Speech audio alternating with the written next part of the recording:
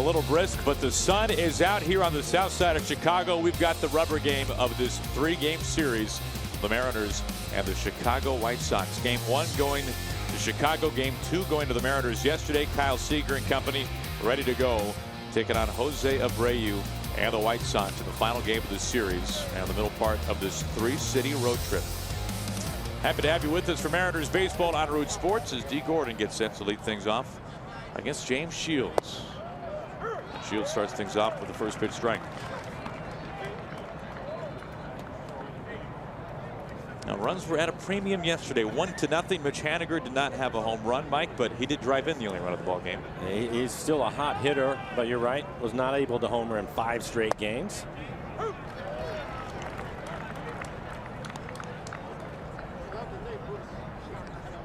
Still amazing thinking about that. The 1-0 ball game, typically pretty good ballpark to hit in. Yesterday there were some shadows though at 4 o'clock. We may see that again at the end of the day today, and hopefully Edwin Diaz is on the mound. As if things couldn't get much tougher facing Edwin, who looked spectacular yesterday.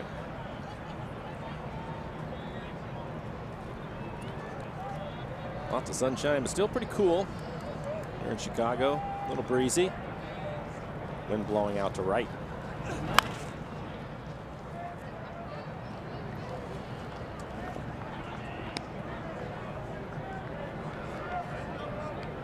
Now for Shields, making his 19th career start against the Mariners.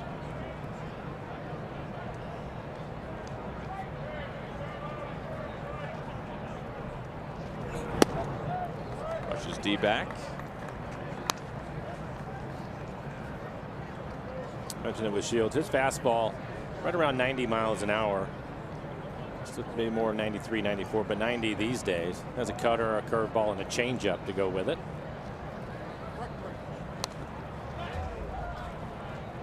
His changeup used to be his best off-speed pitch, but opponent's hitting 455 on his changeup this year, so he's throwing his curveball quite a bit, hitting just 194 against the curve. His curve about 78 miles an hour. And that time it looked like we saw the slow curveball from Shields, 68. He's thrown a few of those this year. Strike 3 call. The rest of the lineup for the Mariners today. Mariners starting lineup brought to you by Jack in the Box, and following D. Gordon, you have Gene Segura. It will be Robinson Cano. We've talked about Cano hitting over 400 against Shields with 6 home runs. Kyle Seager starting to heat up, 2 for 4 yesterday. He scored the 1 run for the Mariners, and Mitch Haniger second in the American League with 8 home runs and second in RBIs with 24.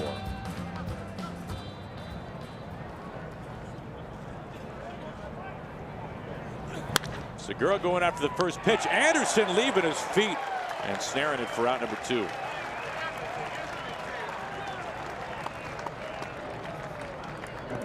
It does not seem like we see the White Sox without Anderson making at least one fantastic athletic play, and that was the one for this series for sure. Quick out number 2. That brings up Robinson Cano, taking on James Shields today by AARP.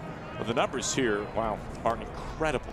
And it's no small sample size this time, Mike. Well, you can see 92 at bats, 100 plate appearances, .413 average with the 6 home runs and 20 RBIs. So he is looking forward to this afternoon when you look at those numbers.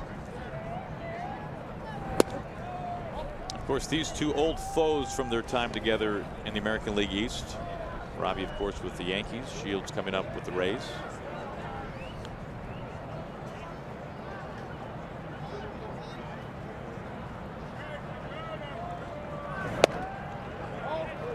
We see they have the shift on for Cano. We had a chance to talk with Scott Service about that today, and he said he was not surprised by them putting the shift on, simply because he's not surprised by anyone putting the shift on anyone these days, it sounded like.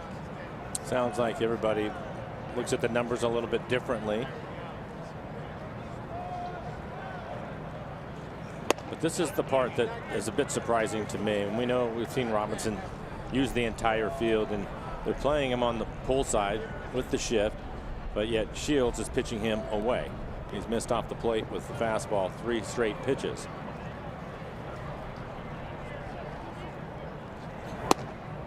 I call a strike.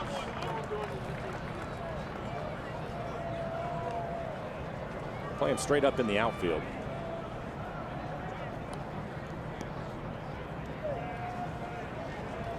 Now, the numbers this year for Shields not pretty. He's coming off a tough one where he gave up 7 runs on 8 hits. Battles back to make it a full count to Cano. 2 outs, nobody on, just underway, top of the first. Cruz would bat next.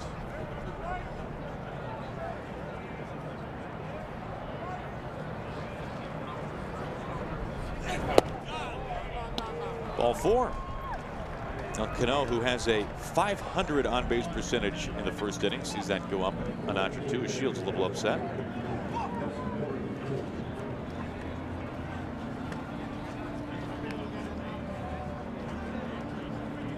Two outs and a man aboard for Nelly.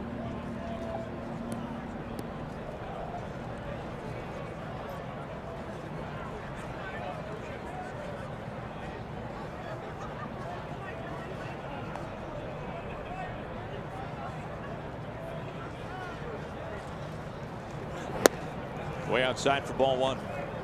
Like a cut fastball at 86.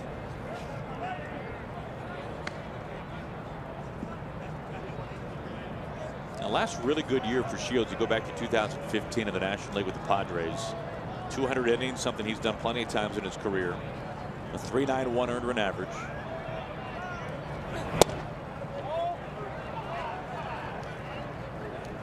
But since the start of 2016 for Shields, an ERA of over 5.5. And as he's facing Nelson Cruz, he's given up the 2nd most home runs in the game since the start of 2016.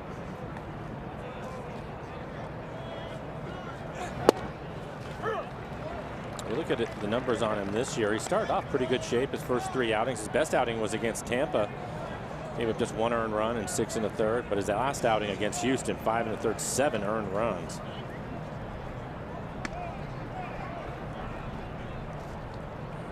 The 2-1 evens it up.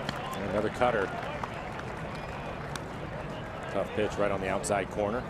That's the first swing from either Cano or Cruz.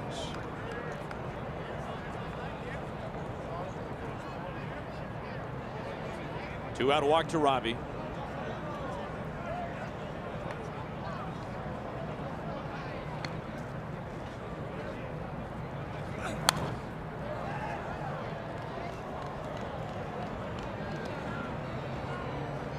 In fact, if you talk about home runs for Shields, he's given up a home run to the Mariners in each of his last 11 starts against Seattle, dating all the way back to 2010 when Mike Sweeney took him deep to start that streak.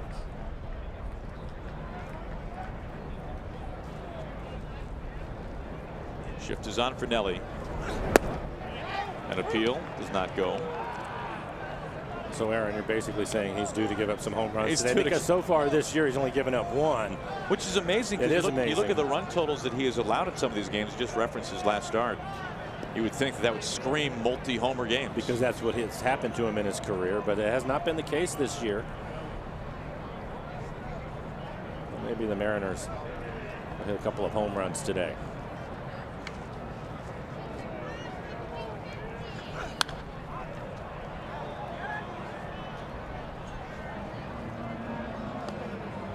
Shields had the quick work against Segura, the 1-pitch line out to Anderson, but other than that, he's had some battles here. Cruz, lengthy at bat. Gordon saw plenty of pitches, 7 in fact, 6 for Cano.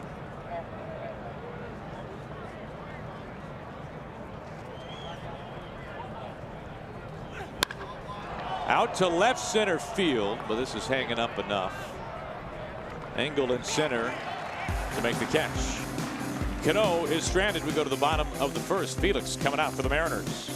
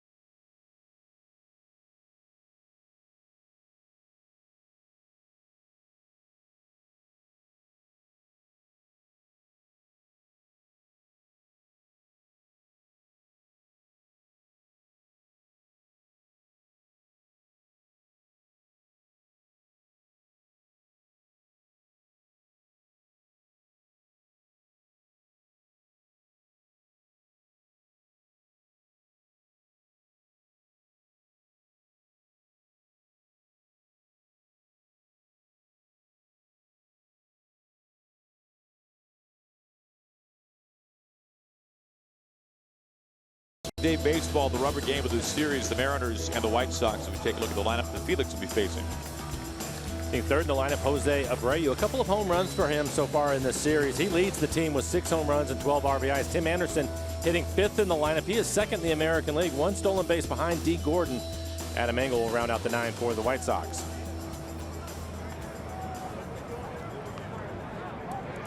For Felix, 5 starts on the year, ERA at 5.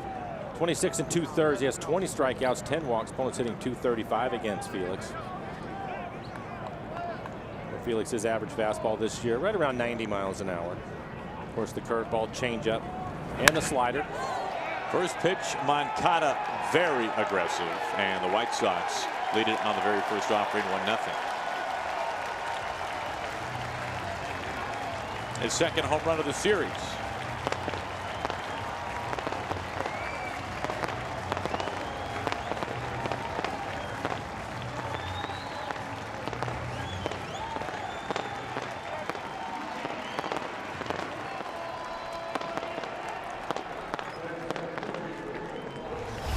I think it's always tough for the starter. They go out there, they know they're going to throw somewhere in the neighborhood of 100 pitches, and that first pitch, typically, it's going to be a fastball, and they want to throw a strike. That is a fastball in the middle of the plate.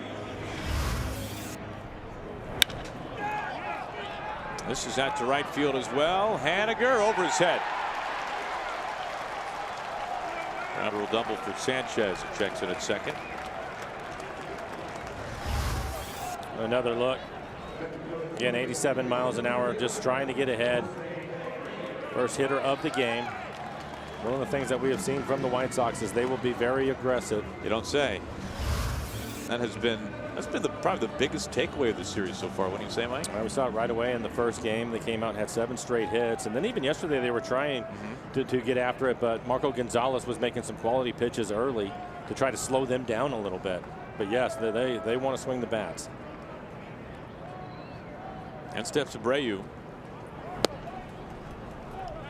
Felix going to the slider, probably be a pretty good idea. He'll have to mix it up, which he's done really well over his last couple of outings.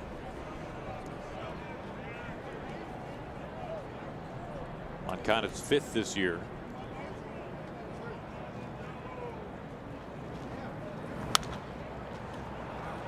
Popped up to Vogelback at first base. Daniel makes the catch. Out number 1. Take a look at the defense for the Mariners. D. Gordon will be out in center field. Segura and Cano playing up the middle. Mike Zunino will do the catching. He threw out a base stealer yesterday. Made a couple of nice catches, including a sliding catch late in the game over by the Mariners dugout. Good defense for Mike Zunino. Great to have him back in the lineup. I'm talking to Scott Service about that. As you can see, the numbers for Felix, his last start to begin the road trip in Arlington. Scott kind of joked about, you put the catcher's gear on and most people just kind of automatically assume that they're going to be lumbering back there behind the plate. But to your point, how good of an athlete Mike is. It used to be that way, but now, yes, Mike is a very good athlete. And he had to cover some ground yesterday. And to make a sliding catch with a catcher's glove over by the dugout where the railing is a difficult play for anybody. And most catchers, I think they wouldn't even get there. So it was a great play against Abreu, by the way, probably the most dangerous hitter in their lineup late in the ball game.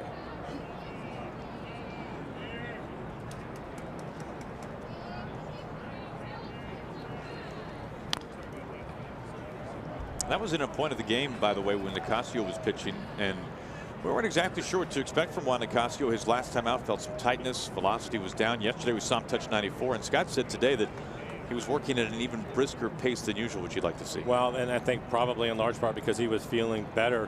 I spoke to Scott yesterday before the game and asked him about Nicasio, and he was trying to get him in as the runner takes off. Sanchez to third, wild throw. Yeah. Seager able to put a glove on it. It appeared that Mike had a real good grip on the baseball. Pretty good play by Kyle to leave the base and keep the ball on the infield. Take a look at it. Decent jump. I think Mike had a chance, but again, he just didn't have a grip of the baseball. Kyle does the right thing. Leave the base, keep it on the infield.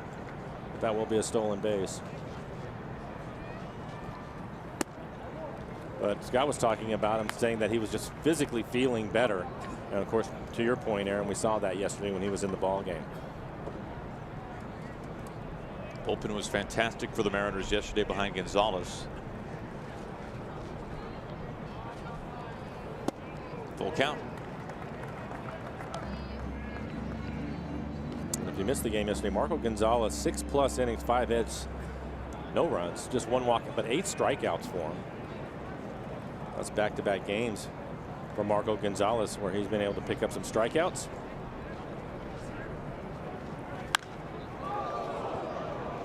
Slam foul over by third base, still 3-2.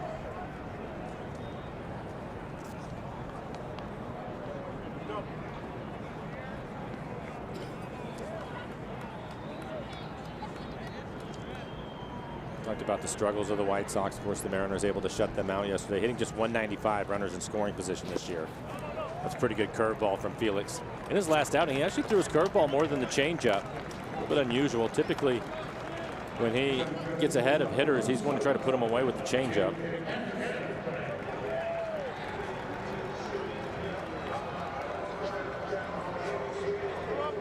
I've been surprised to see the opposing average numbers on that curveball this year. Yeah, I think it's a difficult one to gauge because he throws a couple of them. He throws one that he's going to throw over for a strike, typically early in the count. If the hitter decides to swing at that, that's their best chance. Then the other one is like the last one that you just saw where he's going to bury it, trying to get him to chase it. So I think early in the count is probably where a lot of that batting average comes from that you're talking about here. And this year, the opponent's hitting .313 on his curveball. Just 0.87 on the changeup.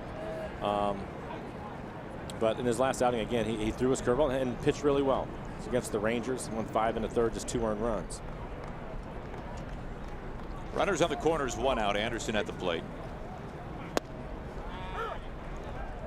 And there's the curveball, getting it over for a strike.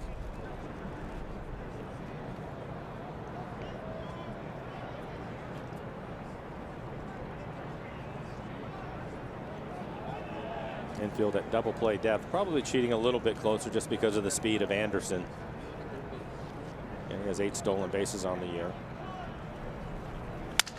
Breaks his bat. Flare that dies in no man's land and left. Sanchez scores. And sometimes not how hard you hit, but where you hit it. Delmonico into second base, and it's 2-0. Now that one was just bad luck for Felix. I mean, pretty good pitch to jam him.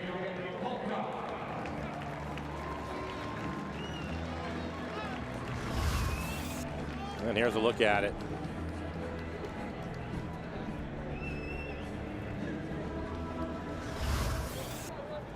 Two-seam fastball, probably in off the plate.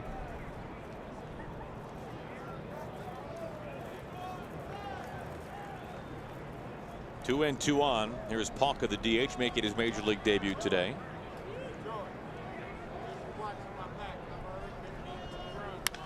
Goes after the first pitch he sees with the big leagues, out to left. Gamble camps underneath it to make the catch. 2 outs, runners stay put.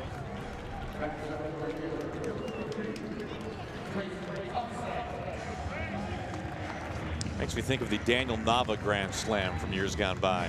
First pitch he ever saw in the major leagues came with the bases juiced. Home run at Fenway Park, a grand slam at Fenway Park. Why not swing at the first pitch, right? Well, a great story there. Joe Castiglione, a guy you and I know very Yes. well. A Red Sox Hall of Famer, longtime voice of the Red Sox, told Daniel that day, you'll only get 1 first pitch of the big leagues, swing away. And boy, was that some good advice. First pitch strike to Trace Thompson.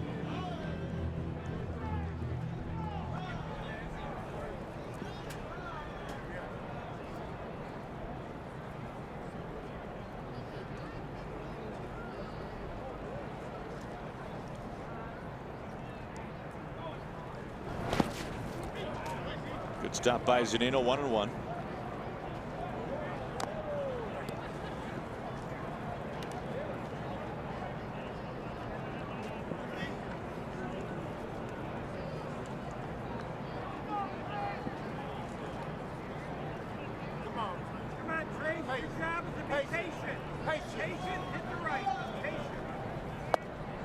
Felix ahead 1-2.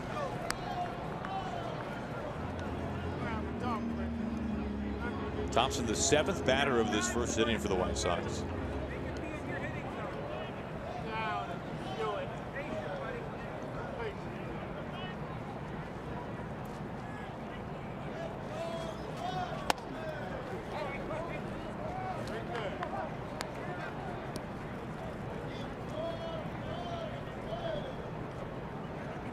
It was a lopsided affair in game 1 of this series. The Mariners squeaking out of the ballpark yesterday with a 1-0 win.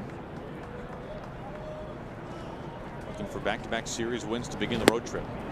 Felix ends the first inning, a strikeout to Trace Thompson, with 2 runs crossed for Chicago. They have the lead through 1.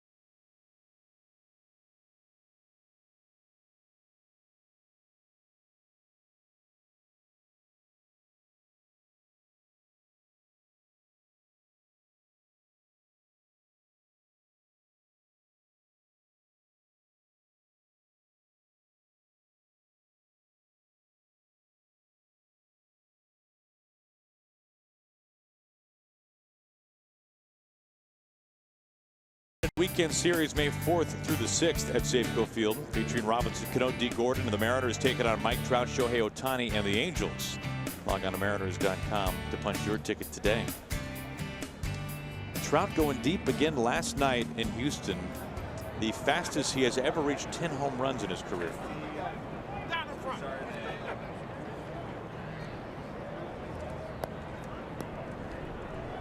Seager leads off the Mariners second.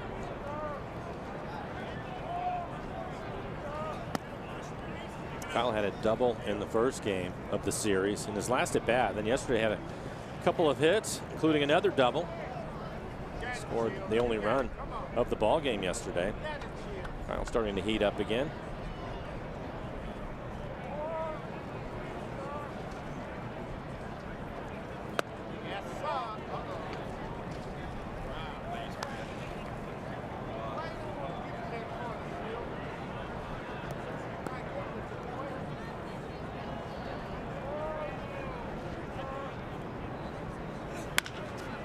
Over to the shift. Moncada handles this easily. Trout number 1.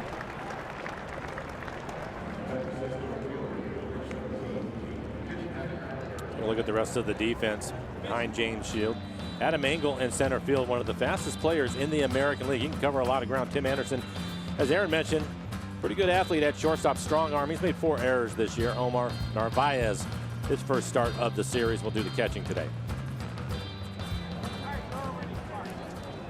They shift for Haniger with 1 out. How about Mitch getting a little airtime on MLB Network this morning, Mike? Is that right? Down on the field, put the headset on. They had him on the show.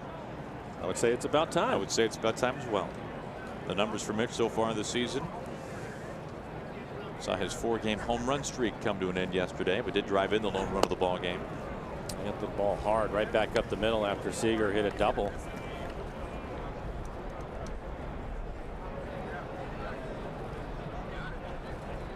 Mentioned Trout with his 10 home runs.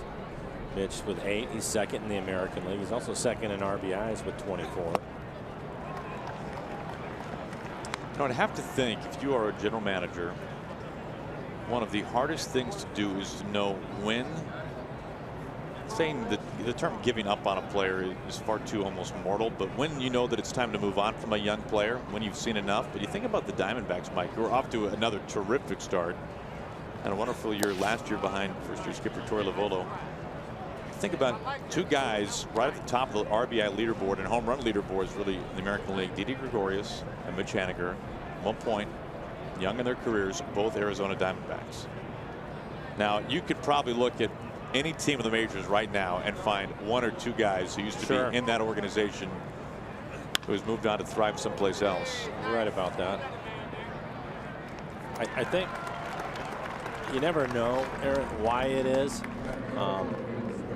It's not the case with Mitch, but sometimes just a change of scenery. Sometimes I really believe that sometimes a player, because of the situation he was in with an organization, maybe he's bogged down and he just can't free himself up, and he hears the same message all the time.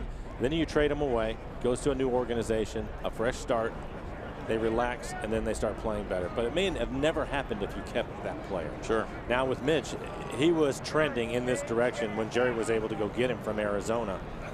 So it's a much different story with him. But you're right. You know, you look at it, guys that are high draft picks, typically organizations will spend a little more time on them. But you never know.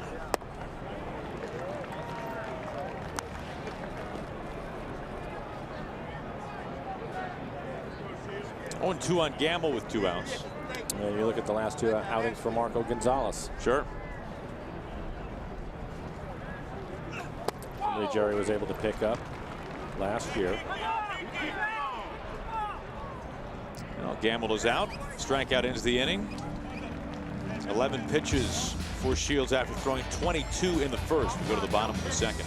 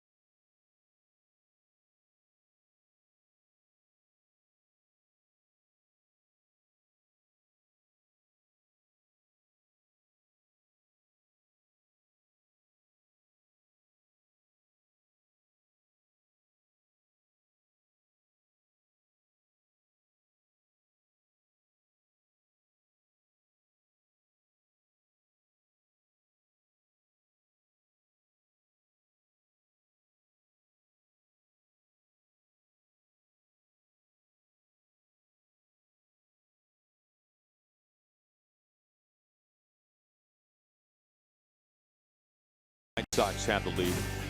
Well, up to the skies out of Cleveland once this one is over with. And notice different start times all 4 games in Cleveland against the Indians. It'll be Paxton tomorrow. We are on the air at 2:30 taking on Mike Clevenger. Erasmo in game 2. Mike Leake going Saturday. 4-game series in total there in Cleveland. Different start times. It seems like this entire road trip, Mike. It seems that we've talked about it a lot since the season has started. Really, when you consider some of the days, and some of it's because of weather, but all the different start times, and for the players, it's been difficult to get into a routine. Felix gets a quick out here in the second inning. I was talking to Scott Service about it yesterday, and obviously there's nothing you can do about it, but it has been difficult on that respect.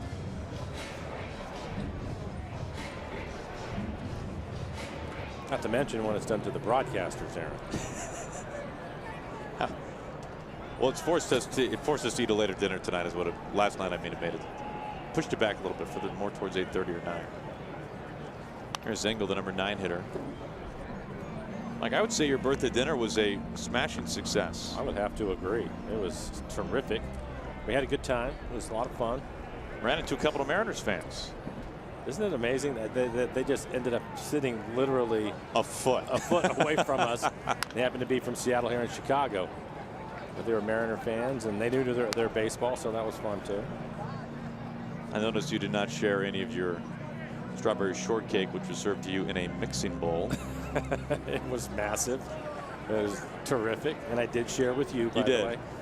And thanks for picking up the check. My pleasure. Happy birthday. Ball and 2 strikes to Engel.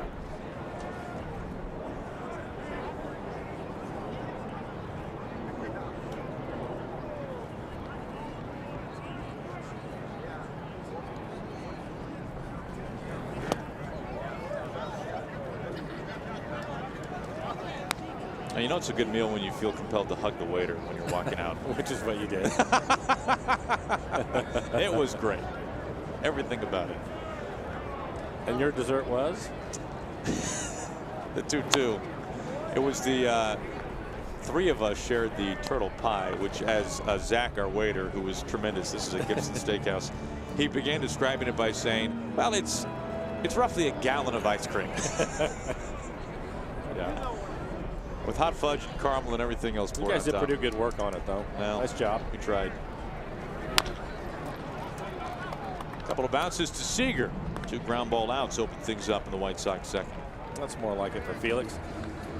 Some weak contact here in the second inning. A couple of routine ground balls.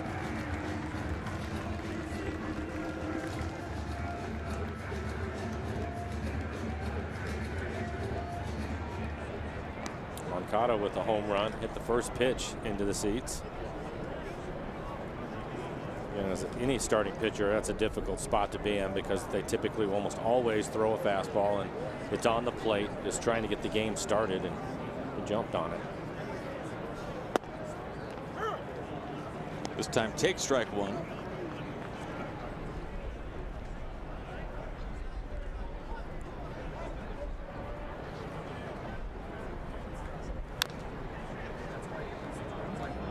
Quickly ahead again. Pretty good curveball right there.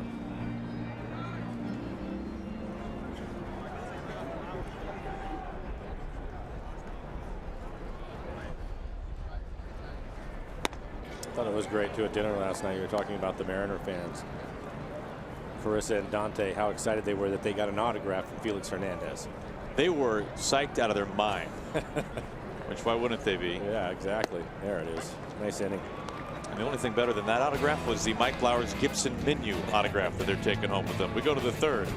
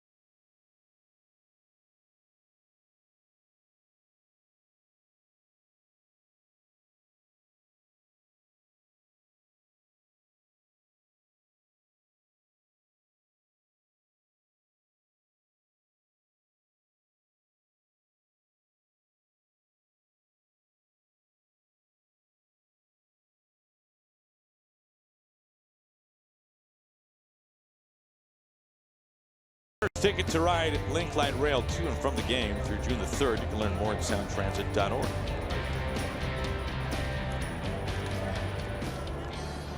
Plenty of sunshine here today in Chicago. Deciding game of the series as Zunino leads things off. Swinging strike one. And that's the first time in this series that Mike has swung at the first pitch strike.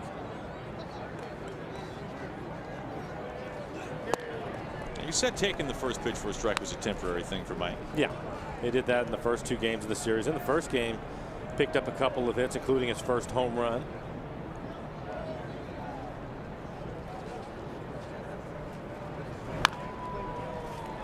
Talking about a slow curveball. How about 67? I've thrown a couple of them today. It's difficult sometimes when you face a guy that has been around and you kind of know what he's about, and then all of a sudden they change. And that's been the case with Shields. Used to be his changeup you had to be concerned about, but now it is the curveball. He'll change speeds on it and use it a lot. There you go, Mike. Right down the line, base hit, Mike Zunino. He's digging for 2. Bobbled by Delmonico for a moment. Gives Mike second base easily. Leadoff double, first hit today for the Mariners. And it looked as if it was on a breaking ball, so excellent job with 2 strikes. Shields just trying to bounce it, but you can see Mike, he just stays with it. Watch his head go right to the baseball. Doesn't pull off of it at all. Keeps his hands back just long enough, and he's so strong, basically one-handed it down the line. It looks as if he's starting to feel a little bit better at the plate. Here's Vogelback. See if he can get something that he can pull here in this at-bat. Anderson, the shortstop, playing right up the middle.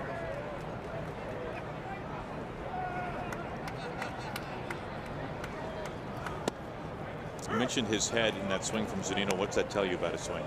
Well, it's not so much his swing. Again, it's his eyes and his head. And when you looked at the pitch, you could see how low it was in the catcher where his target was. He wanted it in the ground. And basically what that tells me is he's tracking the ball all the way in. Sometimes the tendency is to pull off of it, especially a breaking ball. But Mike, his head went right to the baseball, so he's tracking it the entire way. And even though he was out in front of it a little bit, he was able to get the barrel on it and picks up a double. And typically for Mike, when he's able to stay on that breaking ball, it's a couple of things. It's one, it's his head, and 2, it's his thought process, which for Mike last year, he talked about it all the time when he was going well, and that was thinking right center. So that keeps you back just a little bit longer. A lot of people look at that leg kick as part of it, which it is, but I think it's more his thought process that has really helped him. Vogelback, a smash, tough luck. Over to Moncada playing deep. Can't hit it much harder at all. There's out number 1. Well, sign up your little sluggers for the 2018 Mariners Kids Club. MVP memberships are only $25 and include a Mariners backpack and cap, $1 ticket vouchers, plus exclusive MVP experiences, including autograph sessions, batting practice viewings. You can register today by simply going to mariners.com/kids. Top of the order, D. Gordon.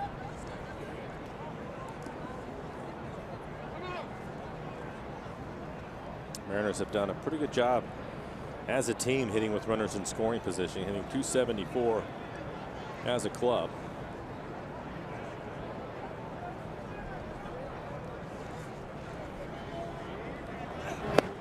Now, I got to say, for people who think that D. Gordon lives his flashy lifestyle, a guy who's running all over the place, drives a fancy car, big personality. When we were walking to dinner last night, we shared an elevator ride with D and his Nana, and they were about to walk the town in Chicago together. Pretty cool stuff from D. Gordon. Yeah, it was very cool. We had a chance to meet her. He introduced us to her. Into right field, Thompson over to Glide and make the catch. Zunino tagging, taking third. 2 outs. But the cool part for me, it sounded D was saying that he had a lot of family in town, but before he went up to wherever they were all at, he wanted to spend some time with her, which was really cool. Very cool. Deep flies to right, 2 out. Zunino now at third base. There's Gene Segura. About Gene Segura, all the things that he does well. I mentioned the Mariners as a team hitting .274 with runners in scoring position. Gene Segura has probably been the best. I know that he has been. He's hitting .417 with runners in scoring position this year.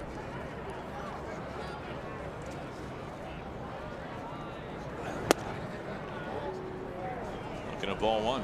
Hit the ball hard his first time up. It was a line drive, and it was right at the shortstop, Anderson. There you can see the numbers. Cano waiting on deck.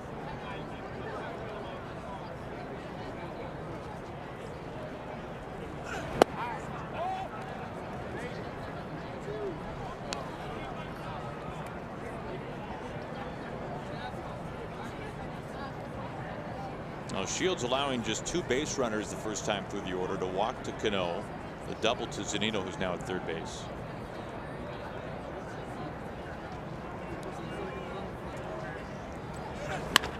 Line drive left field, base hit, Gene Segura. It kicks off Delmonico, and Gene easily taken second base.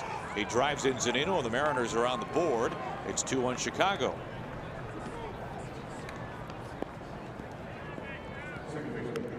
He has just been terrific with runners in scoring position. I mentioned at 417, that was a little breaking ball in the middle of the plate. Lines it. It went off the wrist of Delmonico, left fielder. RBI single and an E7. Yeah, right off the wrist. Got the Mariners on the scoreboard. Now the go-ahead run at the plate in Cano. It'll be interesting to see what he gets to hit. His first time up, everything was away. Ended up walking. We mentioned the numbers. 92 at bats, over 100 plate appearances now, hitting well over 400 with 6 home runs against Shield. He knows him well.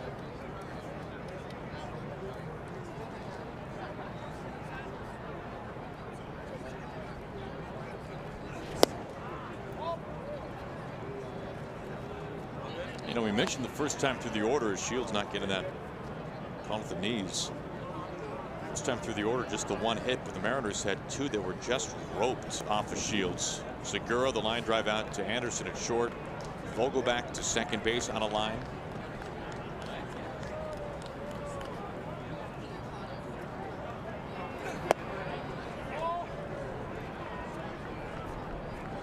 Robbie yet to swing the bat against Shields. This is second time up. Had 3-0. I'm sure he has the green light. It doesn't mean that he has to swing, but if he wants to, he can. Nelson Cruz waiting on deck.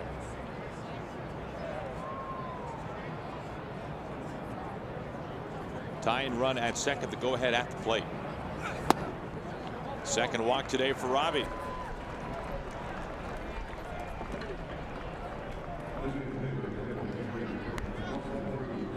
Two outs, 2 on for Nelson Cruz.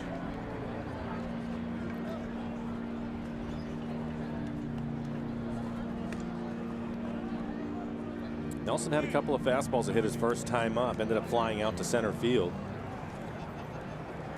But Shields was throwing the cut fastball off the outside corner early.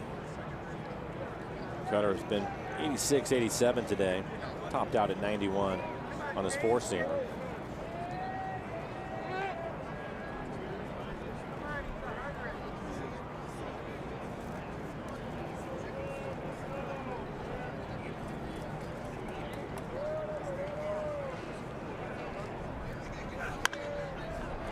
First pitch popped up foul.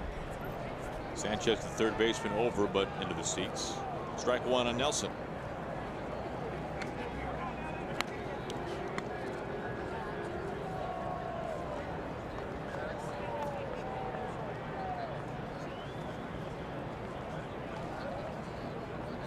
Well, this will come as a shock to no one. Entering yesterday, Nelson Cruz ranking in the top 10 in average exit velocity so far this year, tied for 7th in fact with JD Martinez. Just a tick above 95 miles an hour on average. Nelson with 4 home runs on the year. And the last one was at 113, was it? 113 exit velocity, yes. That'll bring the average up a little bit. 2 outs and 2 on. Foul ball. Shields looks as if he's dropping down his arm angle a little bit more to Nelson, getting closer to sidearm. Definitely below a 3/4 delivery, which is where he has been. giving Nelson a different look. Mariners have Cano at first base and Segura at second. It was Gene with the RBI single to drive in Zunino from third base. There's another super slow curve.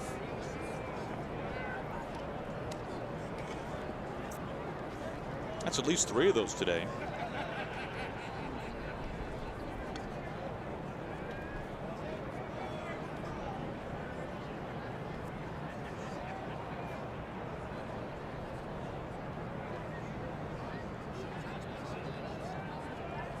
Chance for Cruz to tie this game, if not give the Mariners the lead.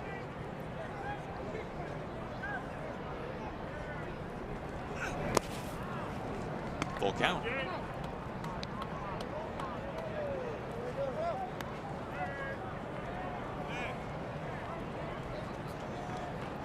It's a couple of days ago I saw Stanton hit a home run on a slow curveball.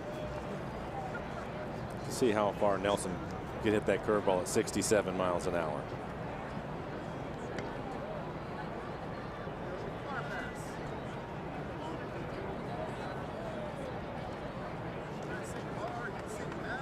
There comes a 3-2. Right side and through. Segura getting waved in. Nelson Cruz has tied this game up in the 3rd inning. Cano scoots over to third base. We are even at 2.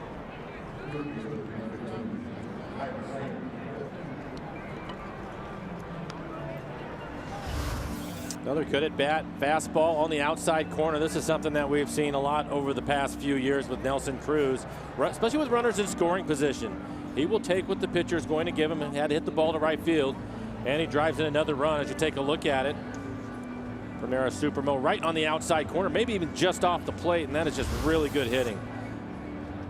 Always talk about the power, and as Aaron was talking about the exit velocity for Nelson Cruz, but he's just a really good hitter. Not only is he hitting 40 home runs a year, but his average typically around 290. So the Mariners now 2 for 3 with runners in scoring position. I don't know if you noticed it, Aaron, but the other part of that whole entire play was watching Robinson Cano go first to third on a ball that was hit well to the right fielder, but he is really running well right now. I think overall, we've talked about it a few times, his overall health, but I think he looks really good. He was running extremely well, so that's good to see. Another good sign. And we've seen him move incredibly well to his left this year at second base. This time running the bases. This next pitch from Shields will be his 24th this inning. Strike 1 to Seager.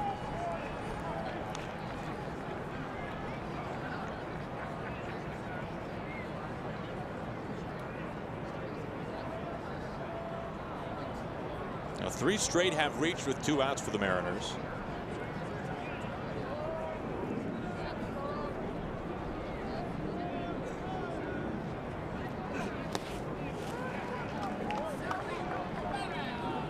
Back-to-back curveballs to Kyle. 0-2.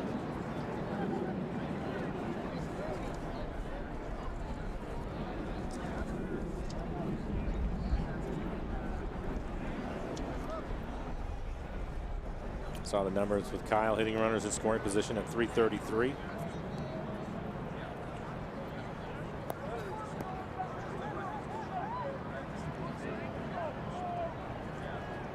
Mariners have Cano at third base, Cruz at first. 2 outs for the 0-2.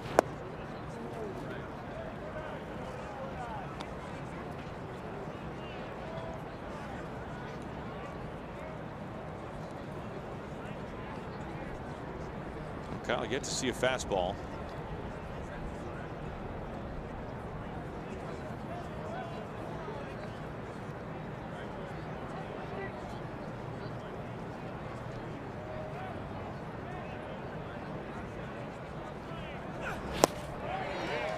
Nothing but curves to Kyle Seager. Strikes out to end the inning. The Mariners strand 2, but they get 2 to go to the bottom of the 3rd.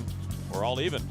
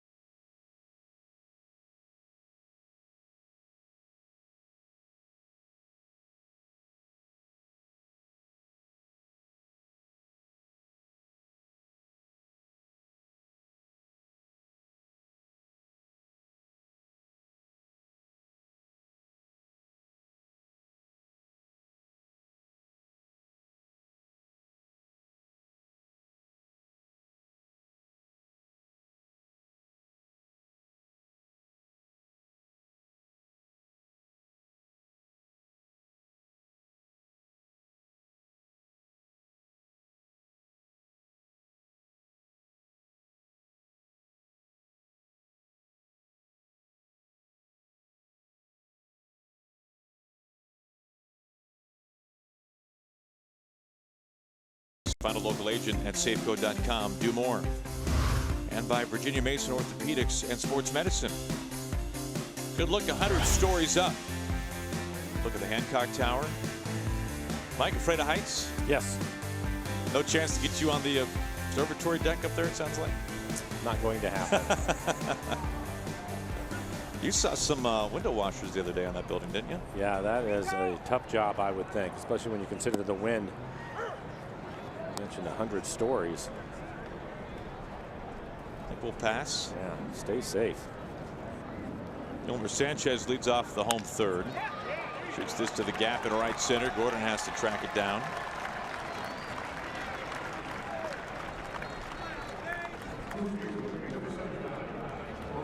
Leadoff man aboard for Jose Abreu. Second base hit for Sanchez.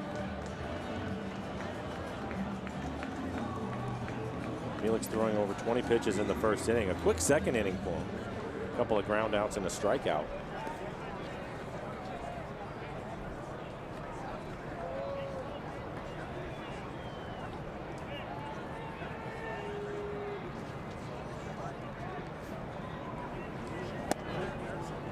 We saw Yohan Moncada in game 1 of this series fall a single shy of the cycle. Would you believe that Jose Abreu, who is a very large man, hit for the cycle last year? And Mike, he has a dozen triples in his career. When I saw that he hit for the cycle, I thought, well, that's got to be his first triple. Good timing. Right.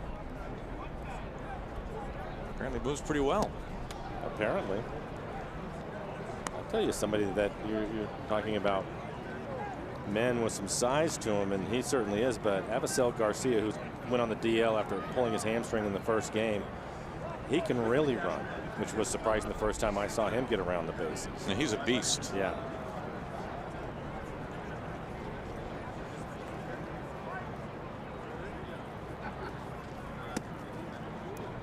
Two balls and a strike to Abreu.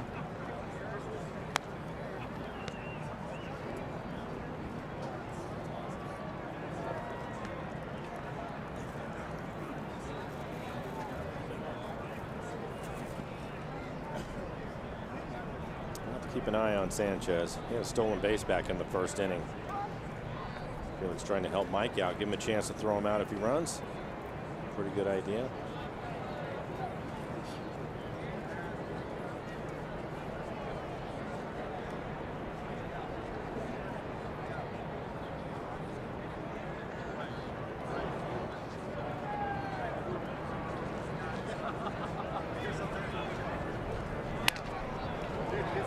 Shatters that bat.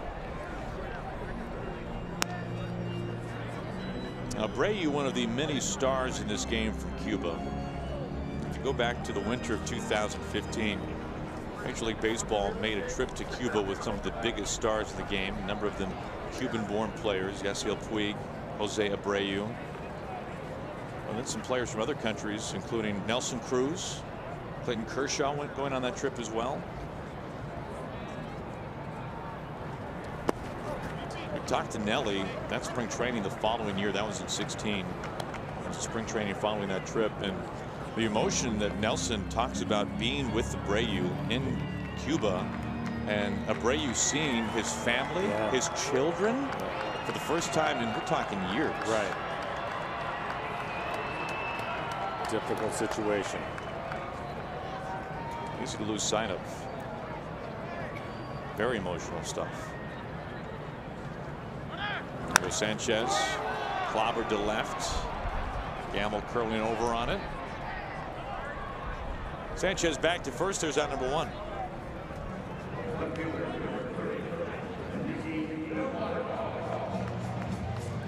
Abreu 0 for 2. Here is Delmonico.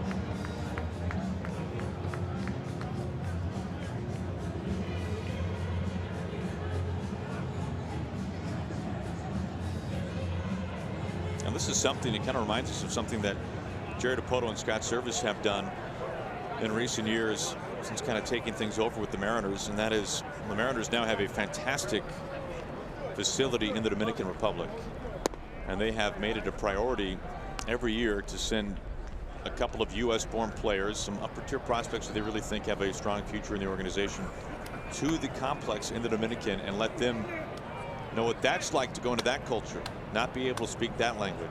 Yeah. Be with people that you have probably great idea. never met before. That's a great idea. Monaco into left field, 2-on. Now all of a sudden you look at things a little bit differently, a little more compassion when you've been there for a month or so. Something both Jerry and Scott very high on. You can understand why. Monaco reaching for the second time, a walk, now a single. I think it's a good idea, Aaron, because it used to be, and it's not necessarily the case anymore, at least not as much, not as often, not as many players would go play winter ball. U.S.-born players. Yes. A lot of, myself included, out of AA, I ended up going to Mexico, and then the next year I went to Venezuela. And that used to be very common. Go play in Puerto Rico. They don't have the league anymore, but you know, go play all over the place. And now you have the Arizona Fall League, and a lot of the prospects end up going there. So I think it's a good idea. Anderson on the first pitch, pulled foul. That's a culture shock for you the first time you went over there, Mike? Yeah, you bet. I bet. Just all the things you were talking about. How'd you do with the language? Were there enough people who spoke English? Yeah, there were enough. Yeah. And I was fortunate when I was in Venezuela. I believe it was the AAA manager in the Yankee organization was our manager over there, so that helped a lot. But it's, you know, you find ways to communicate and work things out, especially with your teammates. When you went to dinner and said meat and potatoes? I just pointed a lot, Aaron.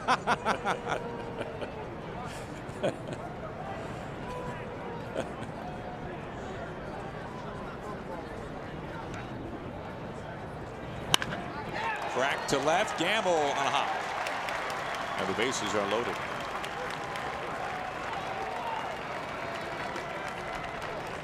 Anderson 2 for 2. I thought Ben had a chance to make a catch, but I think he makes the right decision. Line drive out to left field. It was hooking a little bit, so it's going to the ground quickly. If he tries to make the play and doesn't come up with it, you have a lot of problems. And the young man at the dish right now, I think the right play was see if Felix can get the double play ball. Palka making his big league debut. It's just his second at bat. Flew out to left field his first time up. Now, for those of you who have seen the first 2 games of this series, it will not surprise you. 5 of the 6 hits for the White Sox have come on the first or second pitch of the at-bat. They have been the ultimate aggressive hitters in this series. See, that last pitch was the curveball. We were talking about it earlier in Felix's last outing. He uses curveball more than his changeup, but typically with 2 strikes, he'll go to his changeup. Weak tapper, tough play. Felix, only thing you can get is the 1 out. Sanchez scores. Leadoff single crosses home. The White Sox get the lead right back. Yeah, I like that. It was a good pitch from Felix. It was his changeup again. It's a pitch that they'll typically hit on the ground. Unfortunately, it was a swinging bunt to drive in a run. Palka still looking for that first career hit, but does drive for the first run of his career. And then we'll take a look at it. Off the plate, right off the end of the bat. And the only thing that Felix can do is tag the runner. But he will pick up an RBI.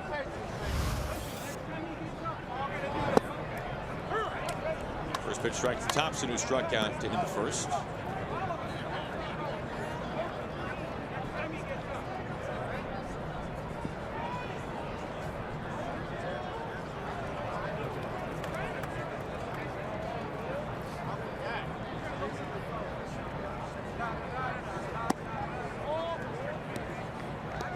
Pretty good pitch at the top of the strike zone. Didn't get the call.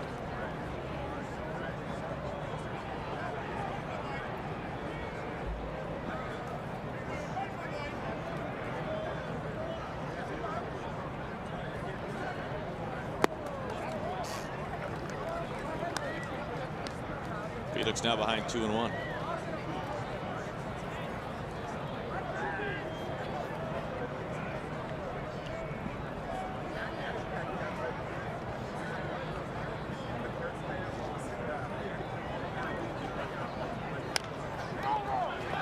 Foul ball over towards Vogelback.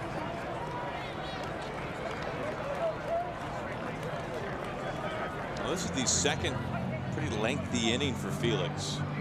He cruised through the second, a 1-2-3 inning, a couple of ground ball outs and a strikeout. Well, you're right about that, but because of the second inning, his pitch count still in decent shape at 51 pitches overall. 34 strikes for Felix, so the ratio was good for him.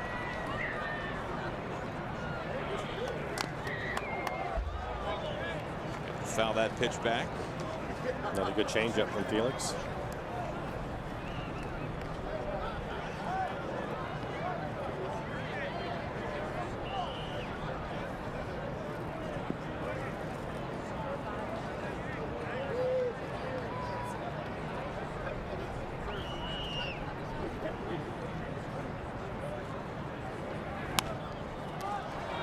Fouls it off the hands, the curveball.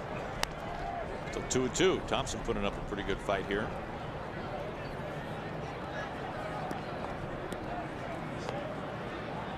Felix was able to put him away his first time up with an elevated fastball. Late swing. Picked up a strikeout.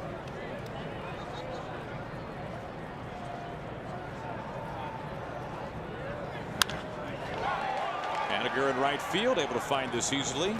To end the inning, a couple of men left in scoring position, but a run scoring for the White Sox. They've taken the lead.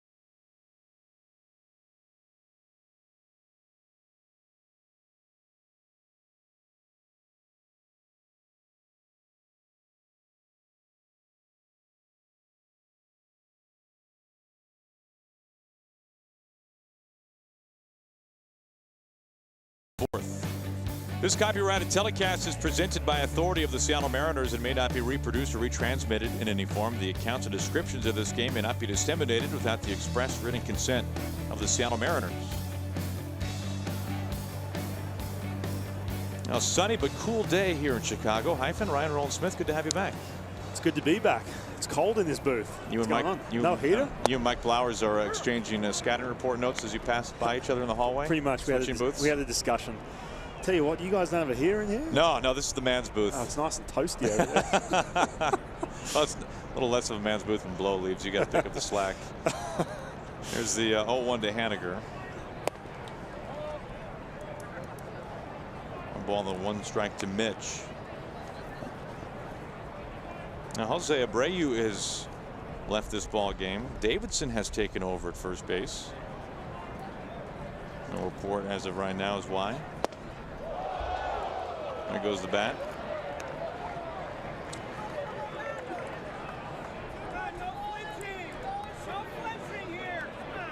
Now we've learned that Abreu flu-like symptoms. That's why Jose Abreu is gone.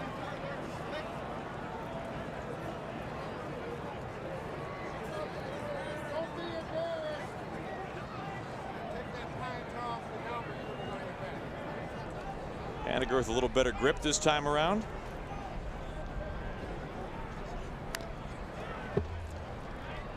We've seen this super slow curveball from Shields. Yeah. What turned out, we thought at first just a couple of times, but it's becoming kind of a trend for him today. Yeah, he keeps mixing up the speeds and also the arm slot too. If you noticed, Aaron, dropping down that low 3/4 arm slot, fastball changeups, but then he'll come back up top with that curveball. You see right there that lower arm slot, trying to sneak that 89-mile-per-hour fastball up in the zone by Mitch. Seemed like that was something he was doing, especially to Cruz. Nelly was able to tie this game up in the third. That was after Segura put the Mariners on the board with an RBI single. But the White Sox have taken the lead back. Daniel Palka with a RBI ground out. Off the plate, 2 balls and 2 strikes.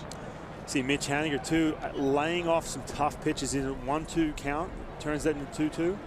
It's pretty rare to see him behind in the count. He's been getting in such good counts lately. Starting pitchers around the league starting to pitch him a lot more careful, nibbling a lot more. He's able to lay off tough pitches.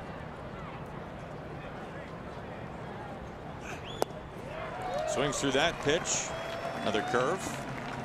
There's out number 1 here in the 4th. We'll check in with Bill Kruger. Bill, you know, we were talking about playing winter ball, Mike's experiences. How about you? Did you pitch in winter ball often?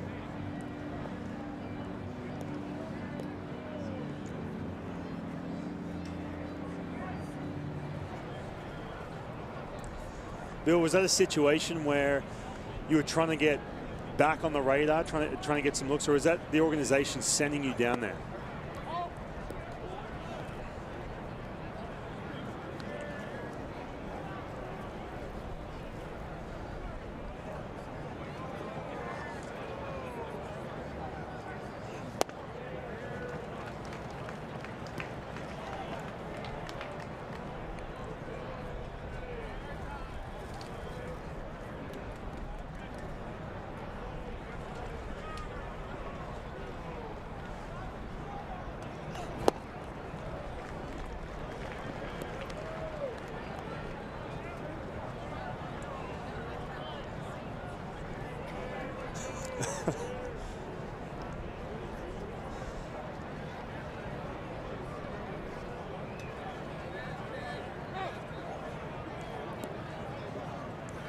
This conversation came up with Mike, just talking about some culture shock when you go over to another country like that and you're trying to make a living. What do you remember the most along those lines during your time playing winter ball?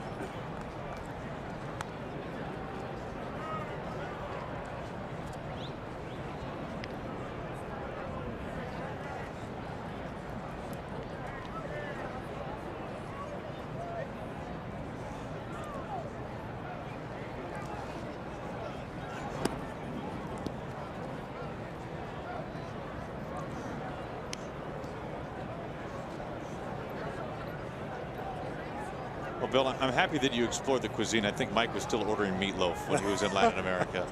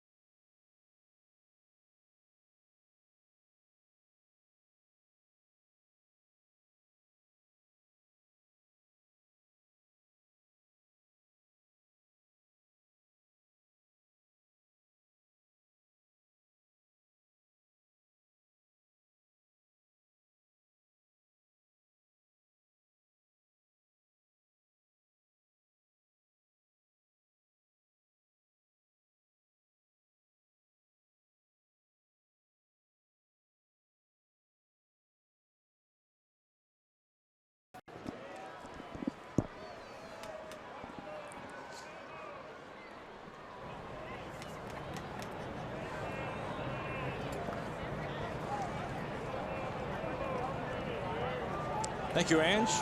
Bottom of the fourth. Omar Narvaez leads it off for the White Sox and slaps this to left. Gamble finds it quick at number one. What about your experiences pitching a winter ball, Ryan? Well, I played everywhere, just like Bill. I did a couple stints in the Dominican Republic, Venezuela, Puerto Rico. I love Puerto Rico because I was able to surf. A big surfer. I didn't know this about you. Yeah, oh yeah. You're a big dude to be on a surfboard, man. Well, you know, growing up in Australia, it's like riding a bike. I guess so, huh? But you know, I had a lot of fun. Definitely a culture shock. I wanted to ask Bill in that last half inning, as a quick inning, if you had the chance to experience driving down there, because it's nothing like you used to up here in the U.S. Oh, come on, sure. Ryan. You had a driver. Let's come on. No, they're treating the stars right there. Now, they used to give us this little Fiat, this tiny thing, split between 5 guys. Yeah, so. This was a communal car that could fit one person? Pretty much. They basically set all the imports. Here you go. Here's a car. You guys figure it out. There's no Google Maps back then as well. Put it that way. One out for Engel. He gets ahead of the count 2-1.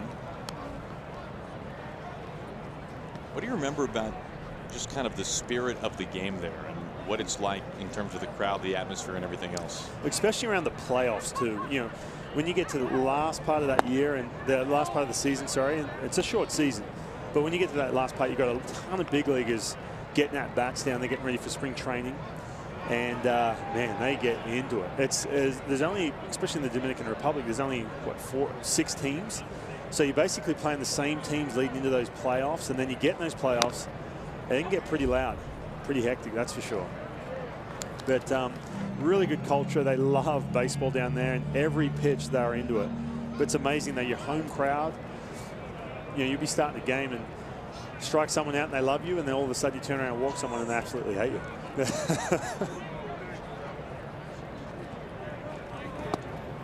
Strike 3 called.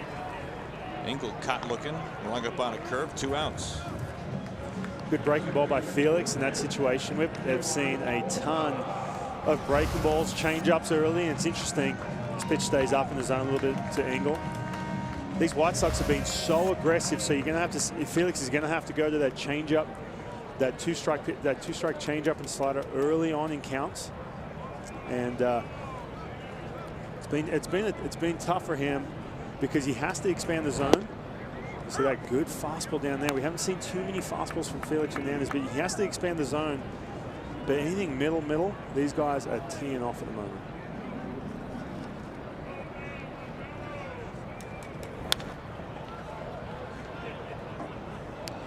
A big key for Felix as we go into the 4th inning, the later part of this outing. He's 64 pitches in.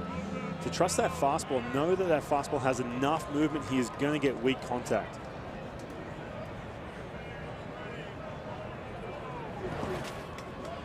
Ball to 2 strikes to Moncada.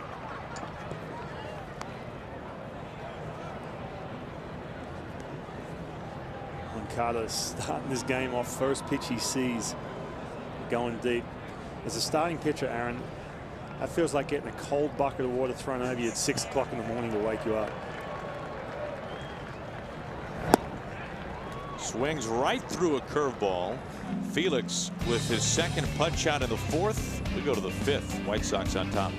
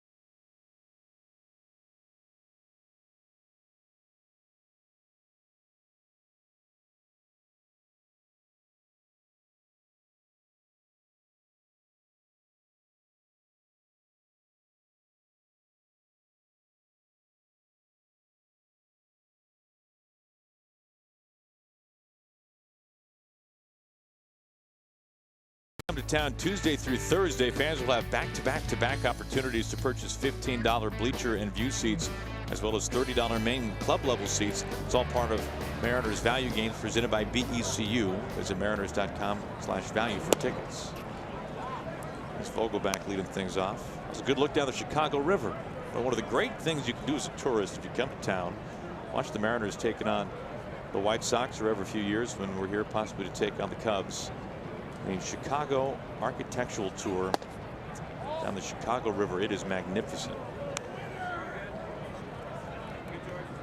2-0 to Vogelback.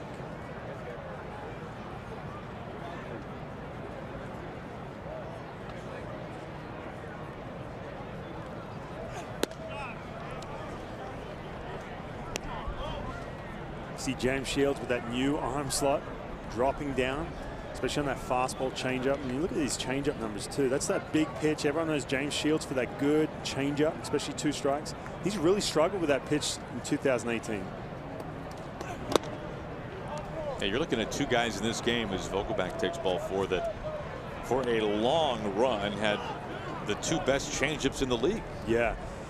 And I think James Shields too, he talked about making that adjustment early in this season, the first game of the year, dropping that arm slot down, trying to create some more movement. But if you notice too, when he's throwing a breaking ball, that arm's slowly starting to creep up. And one of the toughest things is when you do change that natural arm slot, without even realizing, until you go watch on the video, you don't realize that arm's starting to creep up, especially on a breaking ball, trying to get on top of that pitch. Vogelback aboard for D. Gordon. Bunt, first base line. He is safe. So is Vogelback.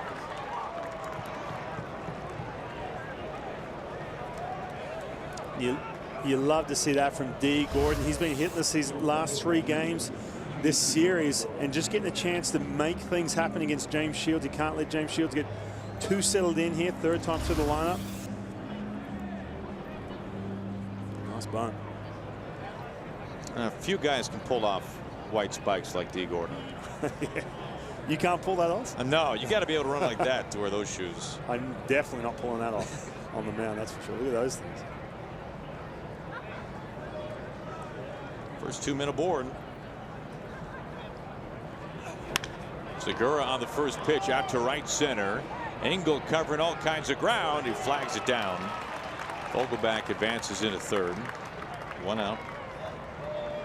Gordon stays put. That ball just getting deep enough for Vogelback. Get down to 3rd base. It's that part of the order that can do some serious damage to James Shields. Robinson Cano, .413 career hitter off James.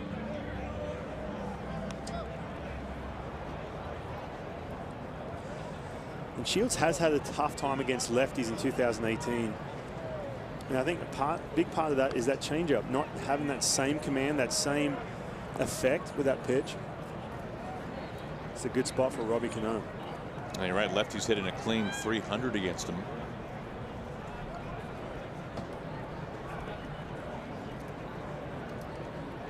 Only home run he's given up this year has been to a lefty. That was in his first start. Lucas Duda of the Royals.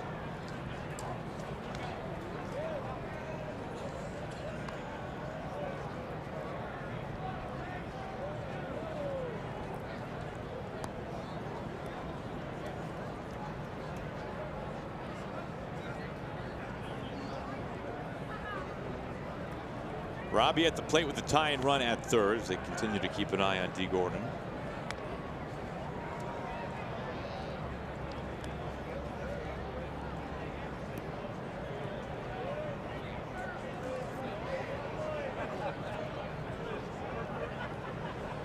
Robbie without an official at-bat so far today. A couple of walks, the last time on 4 pitches.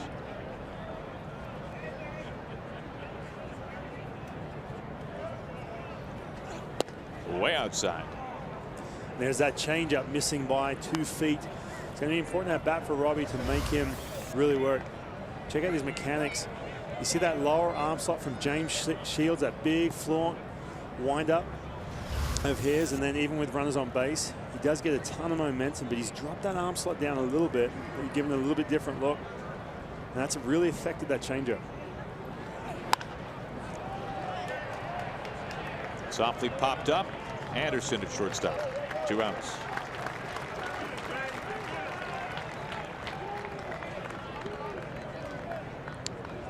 Shields getting a break right there. That slow breaking ball to Robinson Cano. Well, the faster of his 2 curveballs today. Here's Nelly. That was Cruz who tied this game up in the 3rd, an RBI single.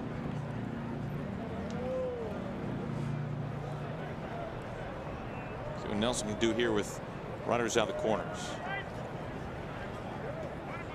I'll go back to 3rd. D. Gordon at 1st. First pitch to Cruz.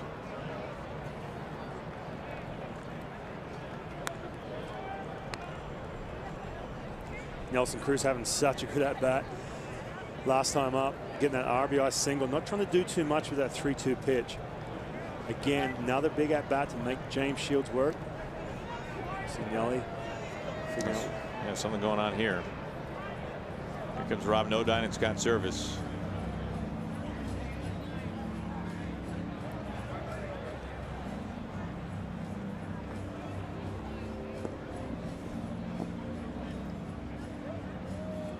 Something getting tight on him, it looks like. Let's take another look. Looked like when he went to turn those hips into that swing, something with that front foot, something didn't feel quite right. He says he's all right.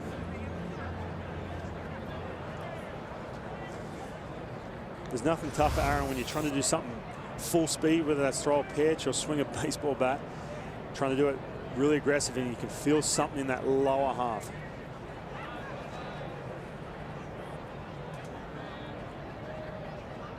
The 1-0. Up the middle. Nelson Cruz is just fine. He has tied this game up for the 2nd time today. Vogelbach scores. We are even at 3. This is what makes Nelson Cruz such a good hitter. We know about the power numbers he's put up, but this is not a pitch you're going to drive out of the ballpark. This is a fastball down and away. Doesn't try and do too much, just like that last at bat, and sneaks it through the infield for another RBI base hit. Mariners able to cash in on that leadoff walk. So that pitch down and away. You are not going to drive that pitch out of the ballpark.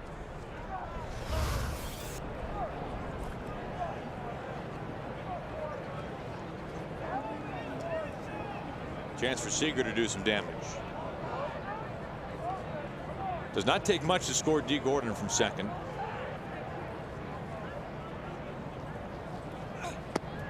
Looking at ball 1.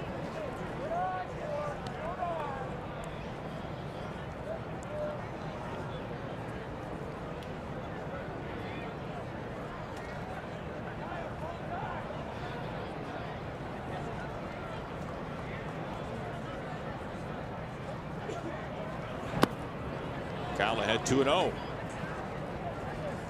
Another changeup again. That's a pitch that's been not only a damage pitch for James Shields when it's out over the plate, but it's putting him back in these 2-0 counts. This is a really good chance for Kyle Seager to see something middle in. If James tries to come back in the zone, he has to pitch to him in this situation, especially with Mitch Haniger on deck. 2-0. Makes it 3-0. It's a really good spot in the 5th inning here for the Mariners. Coming back in that changeup, boy, the numbers on that pitch this year, a pitch that he will throw, it seems like only to left-handers, it has been clobbered. Let's see if he challenges him here at 3-0. A little cutter down and in, something Kyle can handle. It's a 4-pitch walk with some clear frustration on Shields' face. Yeah, he's been that all day long, that frustration. See Don Cooper's coming out to have a chat to him, calm him down a little bit. That's the 4th walk and the 2nd walk on 4 pitches. I take it back. The last 3 walks have all come on 4 pitches.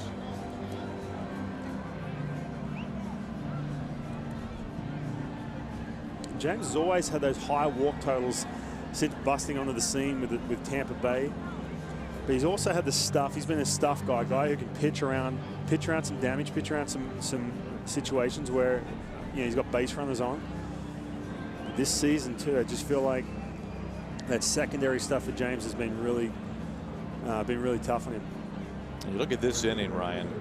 14 pitches, 4 strikes for Shields. Yeah, that's not getting it done. That's for sure. And he got away with one too, that at bat to Robbie Cano, swinging early in that at bat. Bags juice for Haniger. It was Mitch who drove in the only run of the ball game yesterday in a 1-0 win for the Mariners.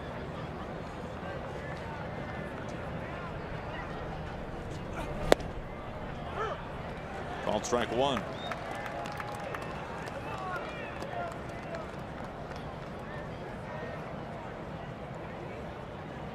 Gordon, Cruz, and Seager all aboard with 2 outs.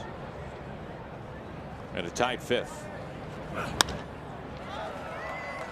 Routine fly ball to right field. Trace Thompson is there, medium depth to put it away.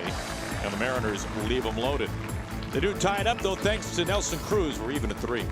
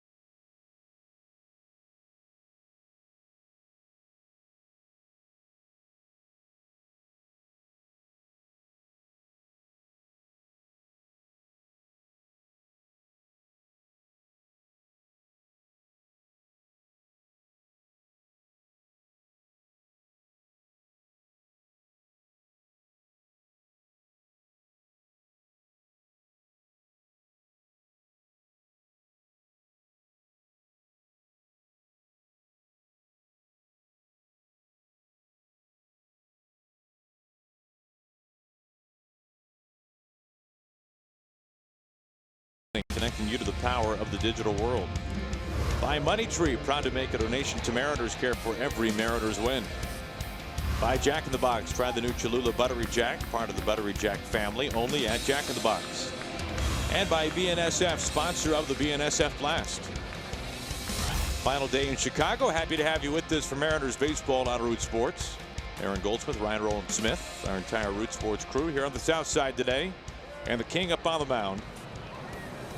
Back to a tied game thanks to Nelson Cruz.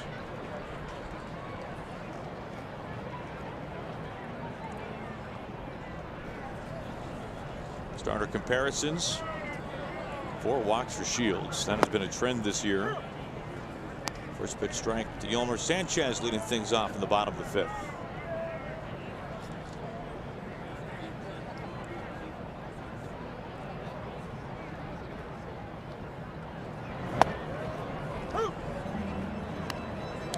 Felix sticking the pitch and backwards, 3rd time through the lineup. It's always interesting anytime you have to throw that change-up, slider, and curveball, that secondary stuff early in the game. How you go about getting guys out 3rd time through.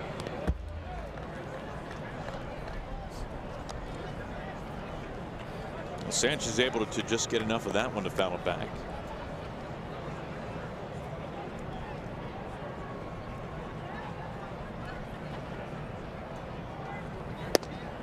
Strike 3 called, fastball right on cue, Ryan, at the knees.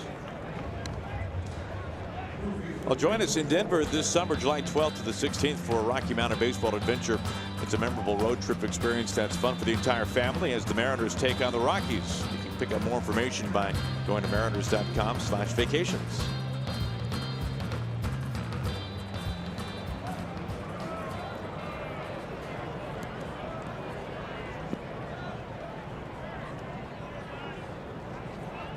First time up for Davidson, who took over for Abreu. That seemed to be just what you're talking about, Ryan. Yeah, and look, I got no problem with Felix pitching backwards. I do like it though when he starts trusting that fastball, just like that. You see the movement on that pitch. You know, everyone talks about Felix's velocity, this and that, but he has not lost any movement. When you can throw that pitch out, away from the plate, and where it can come back in, especially to right-handed hitters, it's such a weapon. Broken bat, dunks in for a base hit in front of Gamble.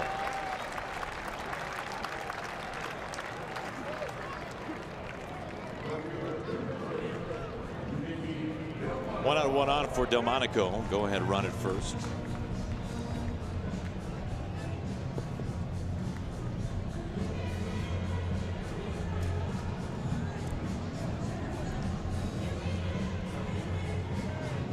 Now, do not let the sunshine fool you today. It is a breezy and cool day here in Chicago.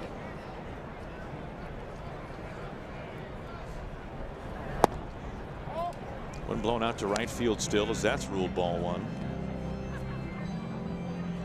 I did not dress accordingly, Aaron. I'll tell you, any of these guys who are not playing in long sleeves, I would say the same thing. At least they're moving around a little bit, though. I will say this, compared to what the Mariners have seen earlier this season, especially Minnesota, it feels like we're in Tahiti right now.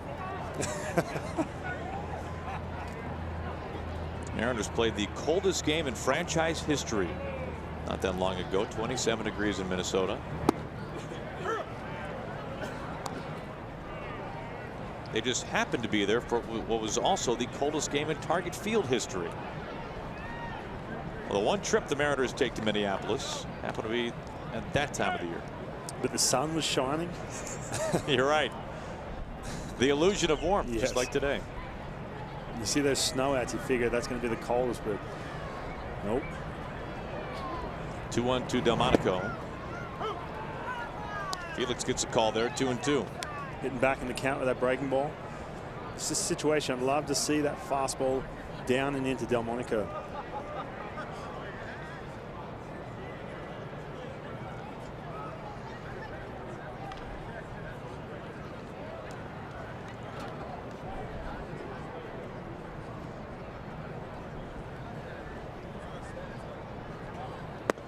Tried it. We saw Marco Gonzalez do such a good job last night, pitching on both sides of the plate, changing speeds and trusting that fastball, especially later on in counts. Yeah, what an outing yesterday for Marco Gonzalez. Back-to-back 8 strikeout performances for Marco.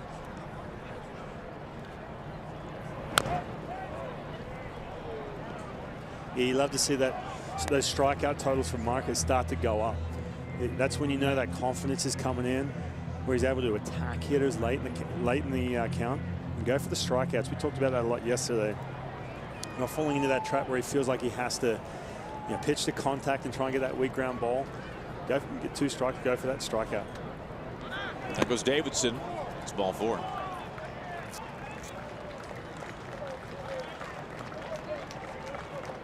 Now Delmonico reaching for the 3rd time in as many tries. Draws his 2nd walk. Felix is having a little bit of a tough time with that command as we get into that 80 pitch range.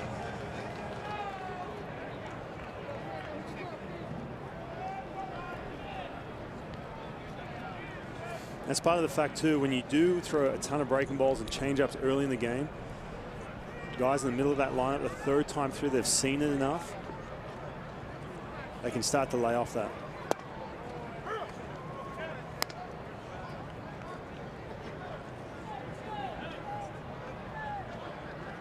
Now, to your point, the numbers this year for Felix, 3rd time through the order, have been rough.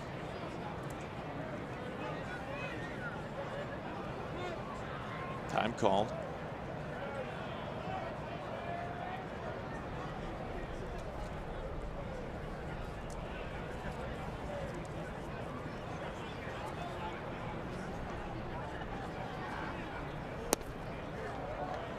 Off the plate, 1-1.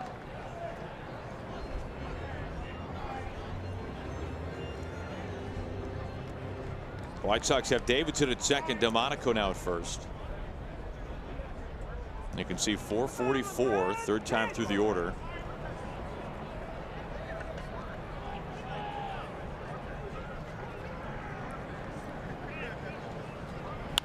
And on the hands, it pulled foul. That was a change up in on the hands to Tim Anderson. It's the situation right here. You pitch on both sides of the plate. Good slider down and away.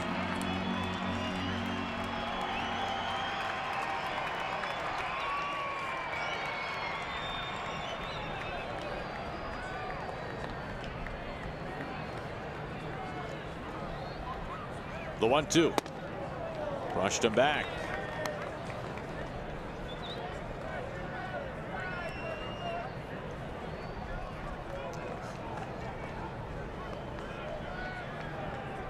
Felix working with the go-ahead run right behind him at second base.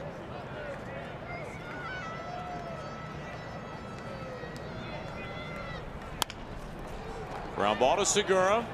The flip to Robbie. Quick release to first base. Not an easy guy to double up. Tim Anderson is out on the inning-ending double play. Exactly what the King was trying to dial up.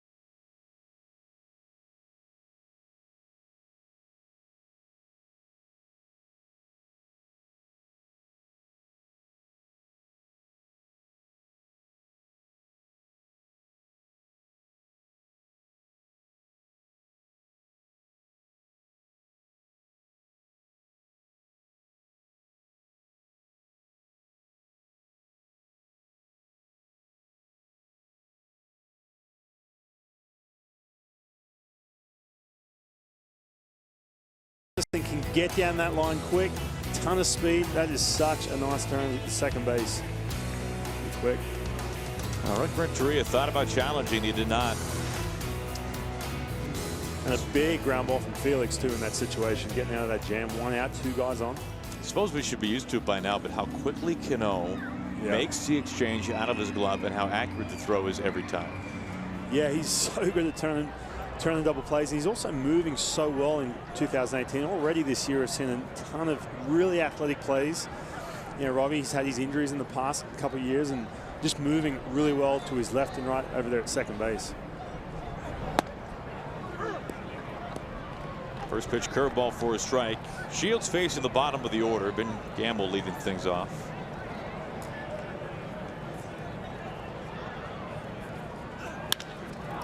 Shot to center. Ingold having to move back on it. There's that number 1. I'll be sure to stick around after the game for Mariners post-game presented by Alaska Airlines. We'll hear from the skipper before Scott and company. We get up on the plane, fly to Cleveland for 4.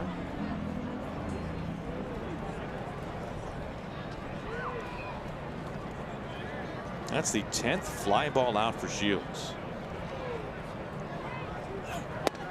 Tell you what, Ryan, we have seen the ball fly in this ballpark. And I'm not just saying this to Shields, but for any pitcher, you are living dangerously with 10 fly ball outs here in this ballpark. Yeah, you absolutely are. And it's amazing. Just foul. It's amazing James Shields only giving up 1 home run. Fly ball pitcher. I couldn't believe that either. especially in this place too. Yeah. Now Shields has been torched by the long ball in recent years. Has not given up a homer since his first start of the year.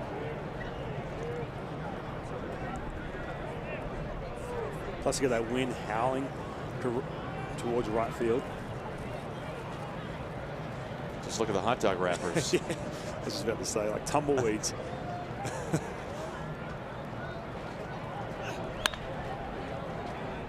Old foul once again, still 0-2. That big slow breaking ball, 67 miles per hour, stayed up in the strike zone. Mike's in there just off balance just a little bit. That was a chance for him to put one up in this wind.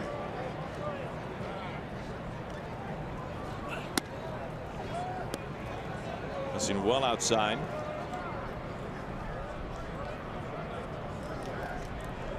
This is the American flag up by the video board, and this is down on the field. Wow.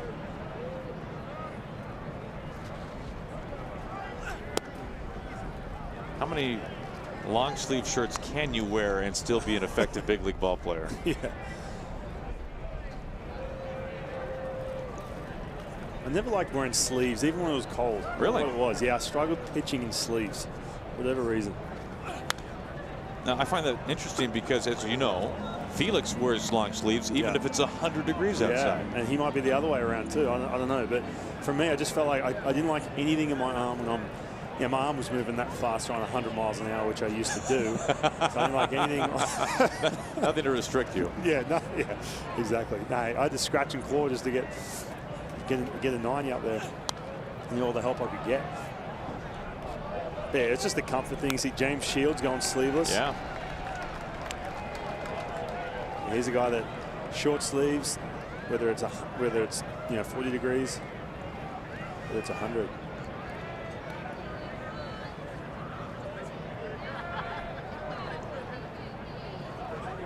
Pitch number 8 to Zunino. We have seen some really bad misses from Shields today. He has had command problems all over the place. 4 walks. Shot to right field. Will this get out and give the Mariners the lead? It's gone. Mike Zunino going the opposite way. What an at-bat for the Mariners catcher. And it's 4-3 Mariners. And right on cue, Aaron, we just got done talking about that wind howling out to right field. Also, James Shields not giving up a home, only giving up the 1 home run. Mike Zunino, so much power to right field, getting a pitch to hit 3-2 down the middle, and took advantage of it. Double, now the homer for Mike. And you see this pitch, you're talking about James Shields nibbling a lot. Mike Zunino challenging him here at 3-2. We haven't seen that much this game, and a 3-2 pitch with that lower arm slot flat down the middle, and Mike absolutely crushed it.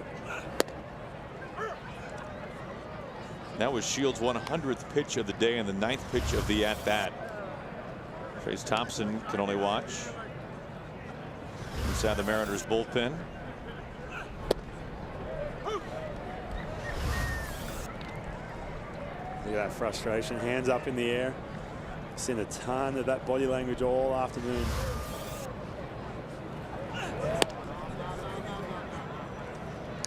I'll say this about Shields, if nothing else, he is animated. Yeah, which makes it fun to watch. I got to say, whether it's good or bad body language, I love it when guys show emotion. You know exactly what he's thinking. This is carrying out to Engel, adjusting his round. A little more carry than maybe any of us thought. We'll go back, a deep fly ball out to center. Out number 2. 4 games coming up. We'll see everyone else in the rotation, of course, except for Felix, who's going right now. Paxton, Erasmo, Leak, and Gonzalez. You can note different start times in each game. It will not be easy sledding on the other side. The Mariners seeing Kluber and Carrasco in particular. You look at the rotation ERAs outside of Tomlin, who has not pitched quite as much. This is one of the premier rotations in the American League, of course, has been last couple of years. Yeah, we knew the Cleveland Indians, the strength of that team was going to be that rotation. It's going to be a tough matchup in Cleveland starting tomorrow.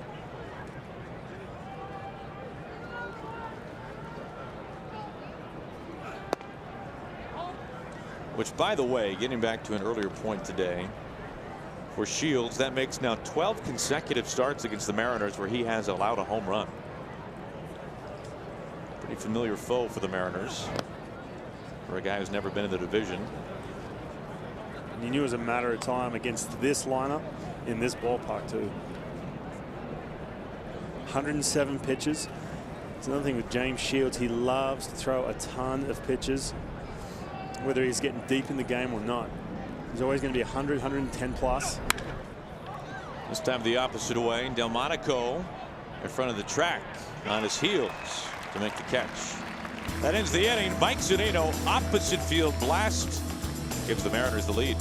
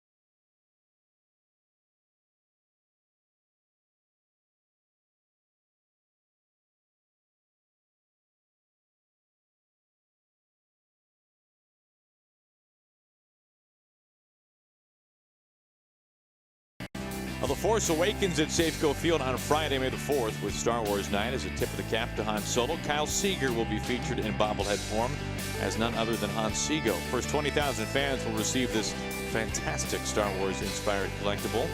You can pick up your tickets by simply going to mariners.com.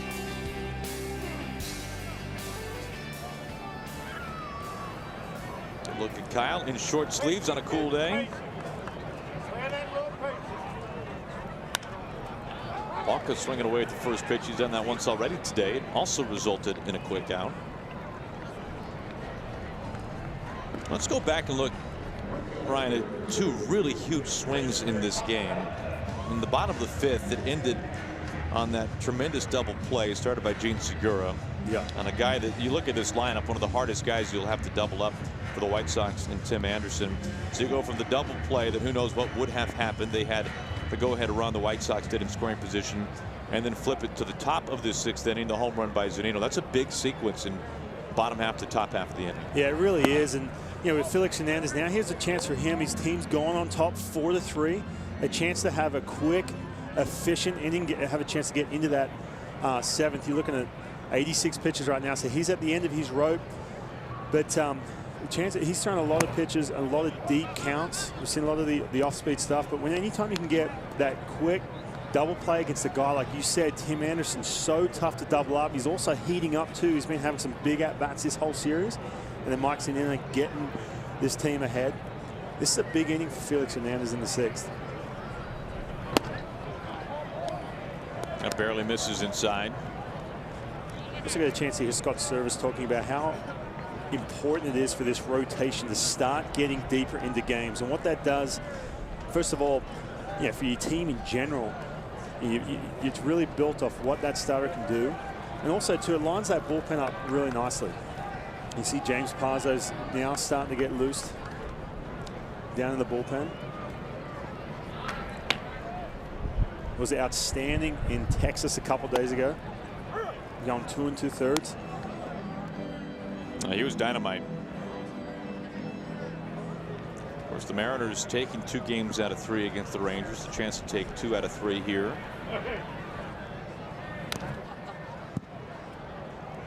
Count goes full. If Felix can get a couple quick outs here, and that pitch count is still intact, he can go and petition in the dugout to get back out for that 7th inning and get deeper into these ball games. Omar Narvaez, the catcher, batting 160, entering today, is on deck.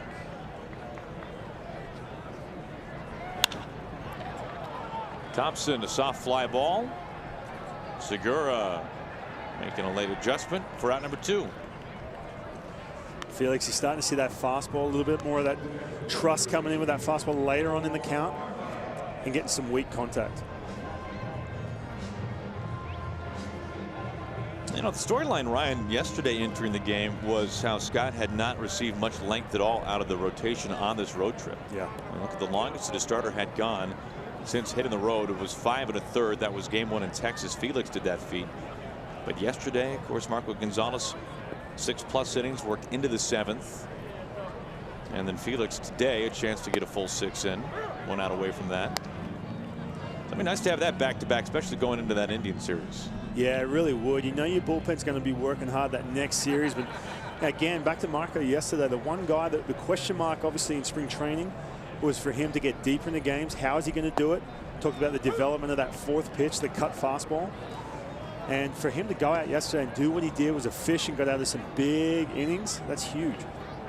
You'd love to see Felix, the guy, the ace of this stuff, do his thing and get deep in this game and petition, get back out for that 7th.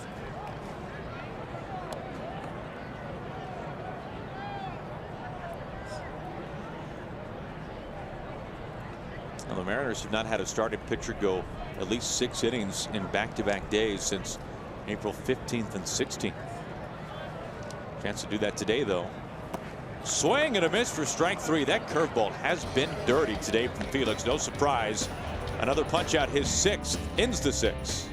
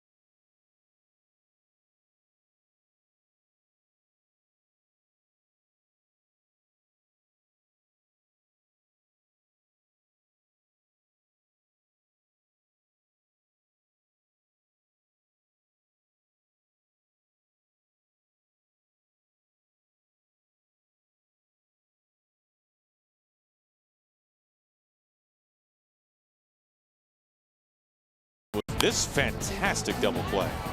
Well, you take a look at Segura. The strong throw by Robbie Cano. We talked about Anderson, second in the league in stolen bases, but a close play. And Mike Zunino, what a great at-bat by Mike. Fouling off a lot of pitches, really covering the outer half of the plate. That was an area that had caused him some problems in the past. But his 2nd home run deep into the bullpen. His really swinging the bat well. You take a look at Shields and what he's done today. 6 innings, 6 hits, 4 runs, all of them earned. 4 walks today. He was really nibbling around the plate. Had 4 strikeouts, 108 pitches for him. His day has come to a close as we open up the 7th. It is Gregory Infante up on the mound for the White Sox. For Infante, this will be his 9th appearance of the year. High ERA for him. 7 1/3, 6 strikeouts, but 5 walks. Opponent's hitting .357. Infante, good fastball at 93 miles an hour, changeup. curve and a slider to go with it.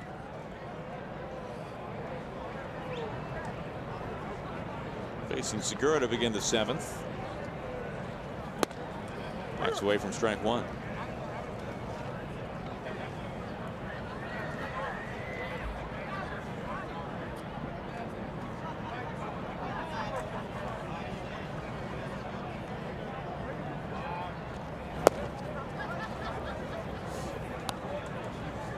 You know, Mike, you were talking earlier about after the double from Zunino about how strong he is to be able to poke that for a double.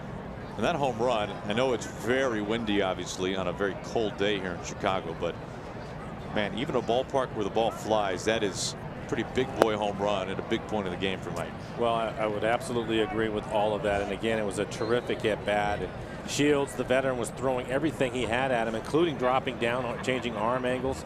But Mike did a nice job, again, of covering the outer half of the plate, which he did on the double. That time it happened to be a fastball. And we talked about him thinking the other way. Segura hits this hard. Anderson, long distance throw on target. Segura breaks the tape. He is safe. Well, it's great to have his speed on the bases. We didn't get an insurance run. Anderson is somebody we talked about earlier in the ball game. Athletic shortstop, strong arm. This is an accurate throw. It's right on the money, but there's too much speed from Gene. But I think for Mike, that's the difference for him. And I really like his approach in this series. Taking first pitch strikes in the first 2 games. Hit his first home run, had a couple of hits, including a double in the first game. So that approach was good. And then today he's being a little bit more aggressive, and it's paid off for him. Leadoff man aboard in front of Robbie. Walked his first 2 times up. Back to Gene.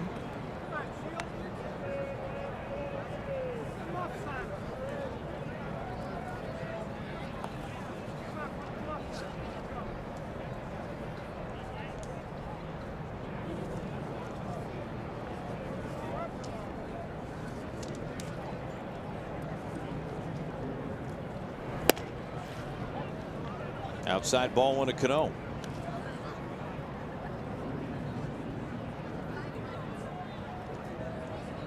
Segura with 3 stolen bases. He had 22 last year.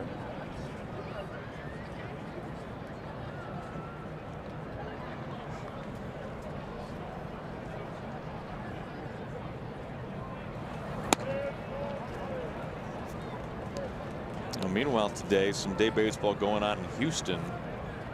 2 teams in the division, the Astros and the Angels. Houston leading 4-0.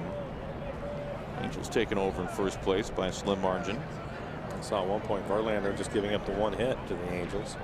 He has been lights out. 6 1/3 scoreless, 1 hit, no walks, 9 strikeouts. There goes Gene. Narvaez can't hold on to it. And another stolen base to the tally for Segura, number 4.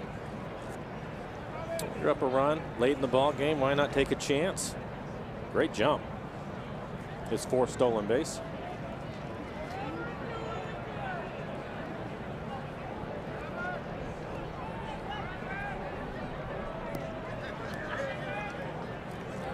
Three and 0. Robbie will have the green light if he wants to swing. Doesn't mean that he has to, but if he likes the pitch, he can offer at it. Now, he's seen 15 pitches today. He swung the bat just 1 time. That was on the pop-up.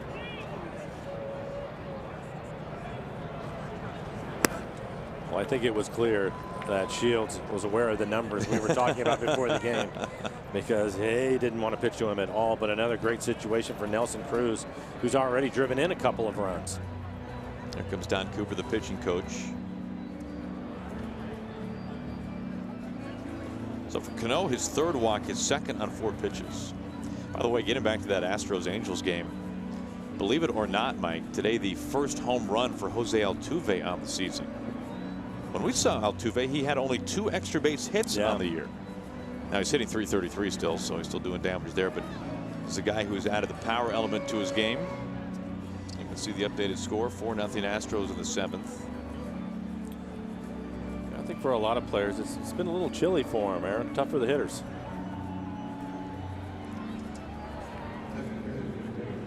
I did notice when I saw highlights of that series that they had the roof open in Houston, and I thought, Hope we get there for at least one game with the roof open in Houston. Makes a big difference, doesn't it? Really does. Yeah. It really changed the total feel of that ballpark. It is not open for long, as you might imagine. 2 on, nobody out for Cruz. Hey, what did you make of Nelly's last at bat? Pulled up a little lame after not even swinging. I can tell you what happened. It was on a check swing, and he you know, for him, we talk about the exit velocity. Well, he generates a lot of power and bat speed, and then when he had to stop his swing, he caught himself on that ankle again. And he is somebody that obviously came back early, wanted to be back in the lineup, was not 100%, and he's been able to nurse himself back along. But he talked about on the homestand, swings and misses is when it hurts the most, and on that check swing, he tweaked it again. Fortunately, he was able to stay in the ball game, and Mike Nelson gets a base hit on the next pitch to drive in a run. That tied the game. Zunino's homer gave the Mariners the lead. And Segura far off the bag. He's out. Yeah, and that's a mistake by Gene. I'm not sure if he was going to try to steal or not. He had a big lead. Moncada, the second baseman, sneaks in on him. And it's perfectly timed. That's a timing play. And you can tell the pitcher is looking at the catcher, and the catcher will just drop his glove. When he drops his glove, he will turn and spin. So Gene, watching the pitcher and seeing that he wasn't looking at him at all, tried to get a little bit extra right there. I think that's what happened. And they had the timing play on at the right time, unfortunately for the Mariners. First out of the inning. Cano still at first. Line drive, smoked left field. It is a fair ball. Cano gallops past second, making his way to third. On that out on Segura, costly here. Nelson Cruz having a day. That's his third hit. A couple of ribbies, now an extra base hit. Well, we mentioned it with Nelson. He's out in front of the breaking ball, but he's just so strong. Hits it right down the line, puts a good swing on it, keeps it fair. Fortunately, gets all the way down in the corner so he can take his time getting into second base. And they're going to just put Kyle Seager on. Second time he has been walked today.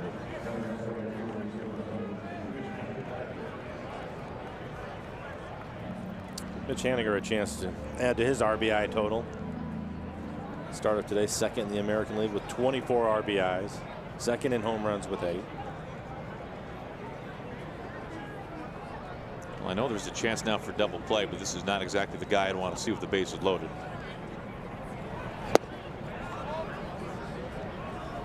Poor Mitch, one career grand slam. Yeah, you're right. I think Scott Service feels pretty good about it. Sure, go ahead. Yeah.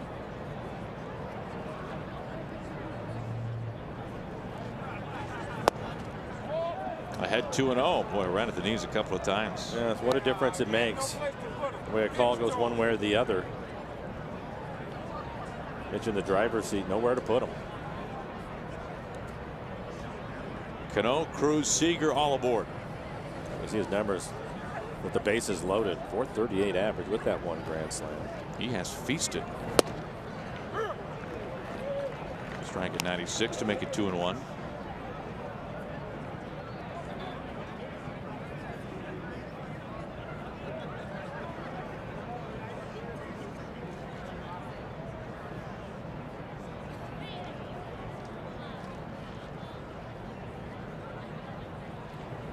Way off the plate. Well, now Infante's got to come home with a strike. One of the strengths for Mitch, as hot as he has been, is hitting the ball the other way, and Infante has pitched him away in this entire at bat. And the 2-0 pitch was a fastball at 96, but it was on the outside corner.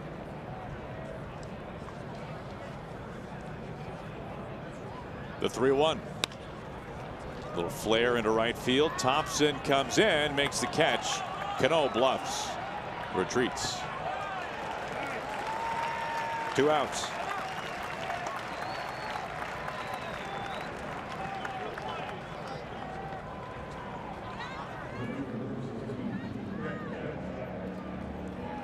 Here comes Ben Gamble.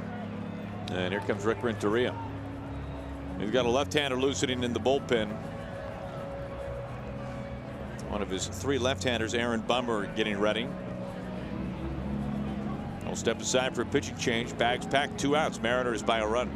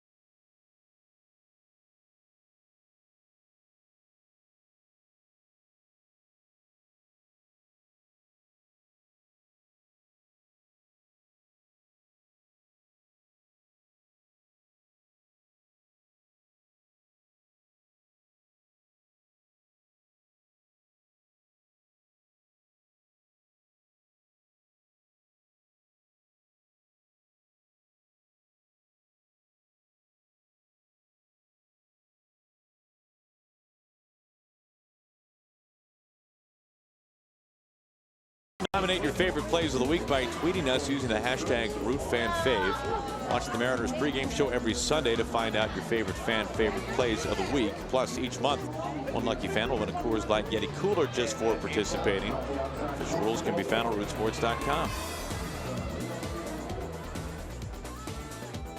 Aaron Bummer, the left-hander up on the mound, inherits the bases full. Fastball slider. Fastball on average at 93 miles an hour.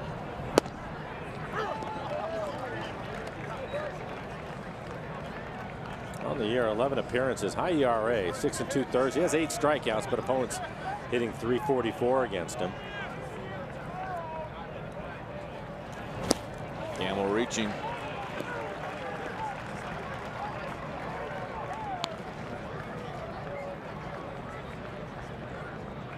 Robbie saw 4-pitch walk. He's at third base. Cruz to double, now standing at second. Seager intentionally walked. 0-2 to Gamble.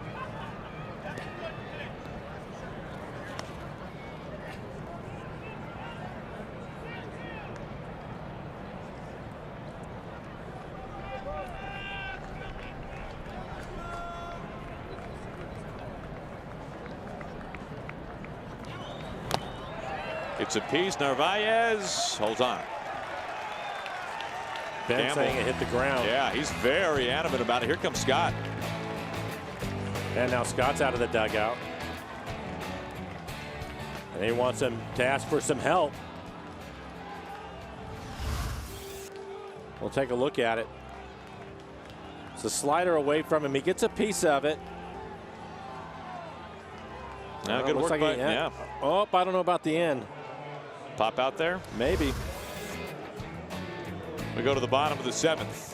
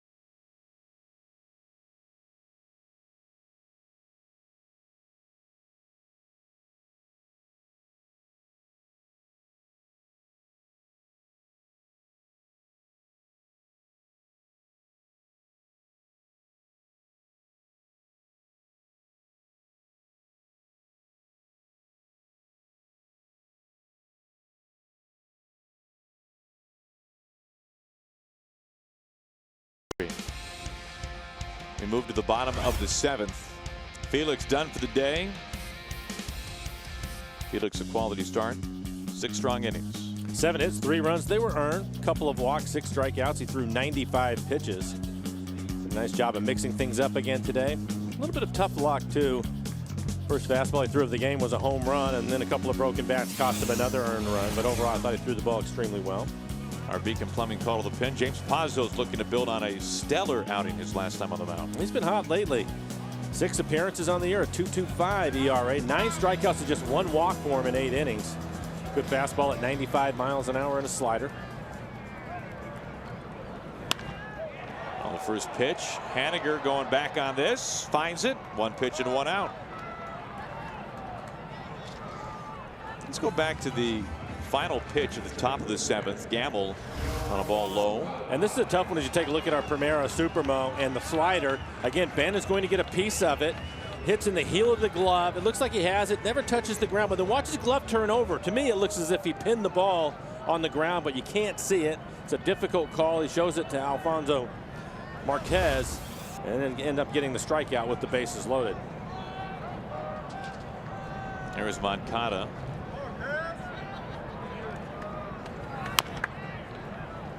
I'll go back to it. See, when he turns the glove over is the key. Right there, it looks as if he saves it, and he turns it over. And it's hard to tell if the ball was coming out or not.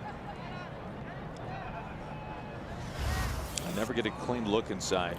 Yeah, and the hard part is they asked for help. Mike Estabrook, the third base umpire, is the one that said, yeah, he swung, and he ended up holding on to it. But there's no way that he could change that call because it's hard for him to see. It was blocked out by the way the glove turned over. So a tough break for the Mariners. A couple of them in that inning.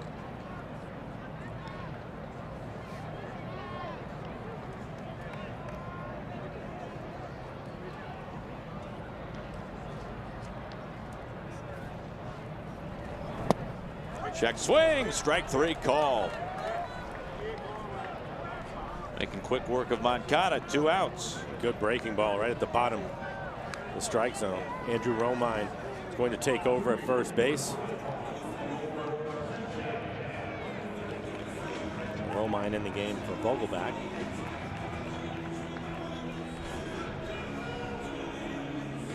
As we talk about Pazos making quick work, I can't help but think back to his last outing, Mike, when he averaged 3 pitches per batter. You're working in longer relief like that. Efficiency is of the utmost priority, and he was fantastic. Well, they were aggressive with him, and it was a lot of weak contact, which was great to see. Easy ground ball outs, lazy fly ball. Very good. This is Yolmer Sanchez. A couple of base hits today.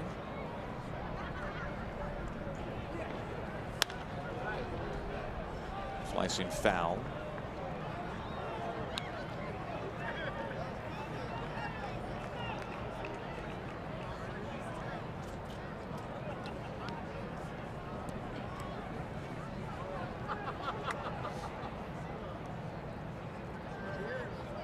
One-run lead for the Mariners, 2 outs, bottom of the 7th.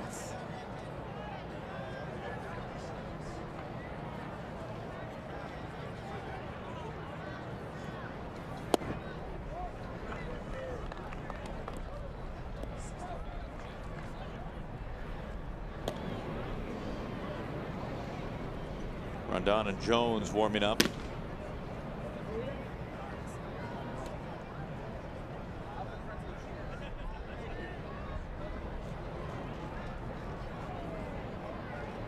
The 2-1.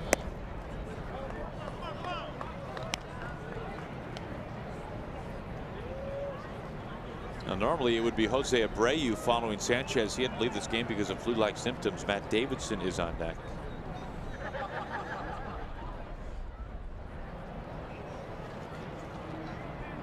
Pazos behind. There's 3-1. Runs it full. He just went right at him. Good fastball at 94. Middle in.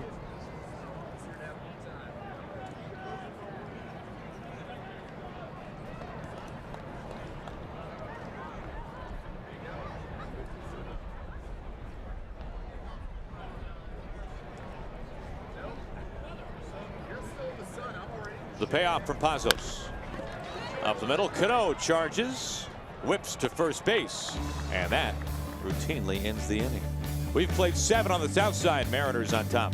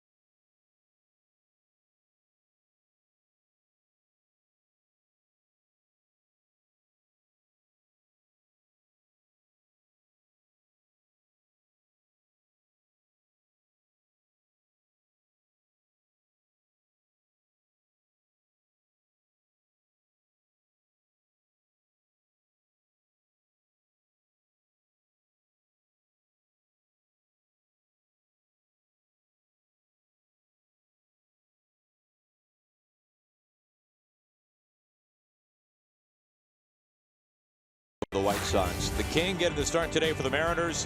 And Mike picking up his second quality start of the year. Yeah, again, I thought he really threw the ball well. Mixed it up, mixed in the slider a little bit more. Had a pretty good changeup. I really liked his curveball today. Picks up a strikeout right there on the curveball. There's curveball down out of the strike zone. But a lot of weak contact today. Bruce Rondon up on the mound now for the White Sox facing Zunino. Or Rondon, good fastball. Slider changeup, his average fastball this year at 97 miles an hour. This will be his 6th appearance. Again, another reliever with a high ERA. 10 strikeouts, 6 2/3, but 6 walks. He's been wild at times.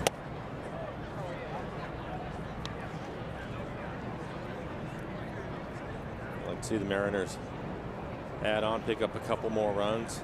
Zunino having a good day. A couple of hits, a double and a home run. He scored twice. Great opportunity in the 7th inning. Did not pick up an extra run.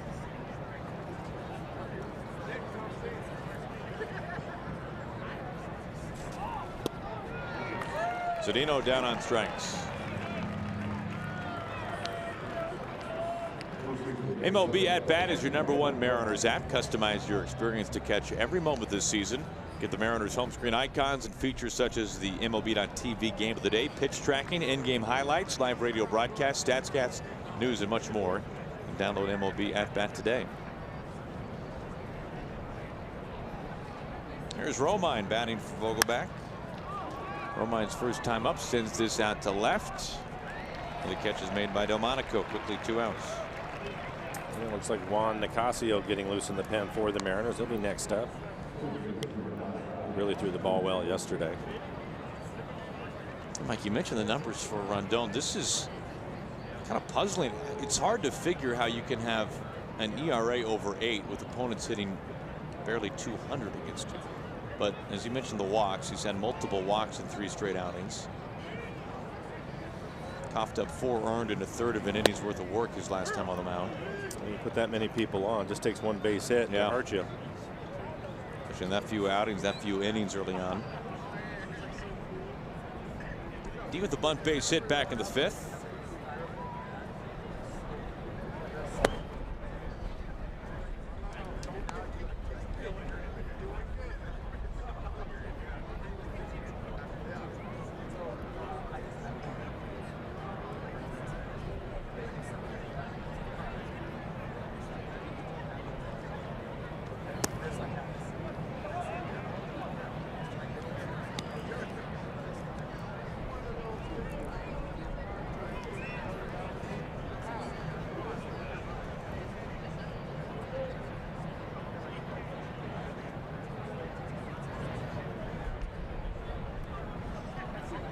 The 2-1.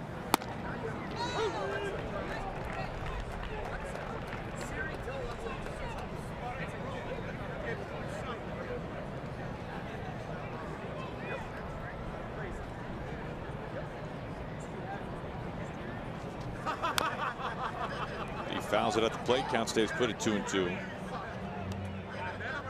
Tried to quick pitch him.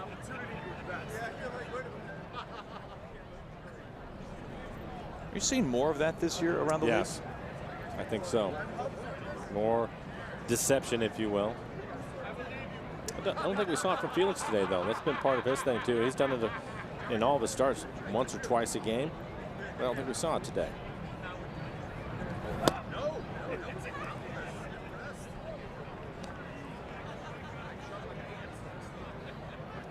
It's just a cool thing to do for guys now, the quick pitch. No, there's some deception to it. There's a reason why they do it, and they're just trying to surprise the hitter. And typically their timing won't be right as a hitter, but the key is you have to be able to throw a strike with it. Just curious how we're seeing all of it all of a sudden all at once to begin the season. I mean, I say all of it, it might be a few times a game, but I don't remember Mike us talking about this many pitchers quick pitching ever. I mean, normally it's Cueto and another guy here or there, but now it's Felix, Rondon. It could be anybody. Takes one pitching coach to suggest it to a number of guys in the bullpen, probably, or maybe a starter, and the next thing you know, it works its way around the league. Sure. Here comes pitch number 8 to D. Ties him up. Rondon out of the bullpen, retires his side in order. We move to the bottom of the 8th.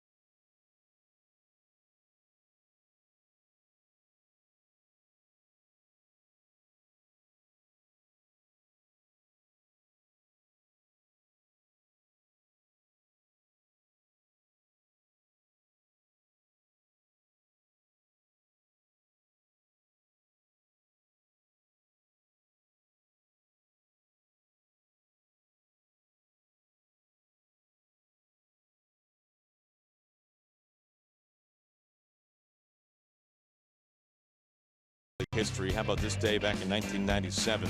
Griffey homers 3 times in a 13-8 win against the Blue Jays. A couple of those home runs coming off of Clemens.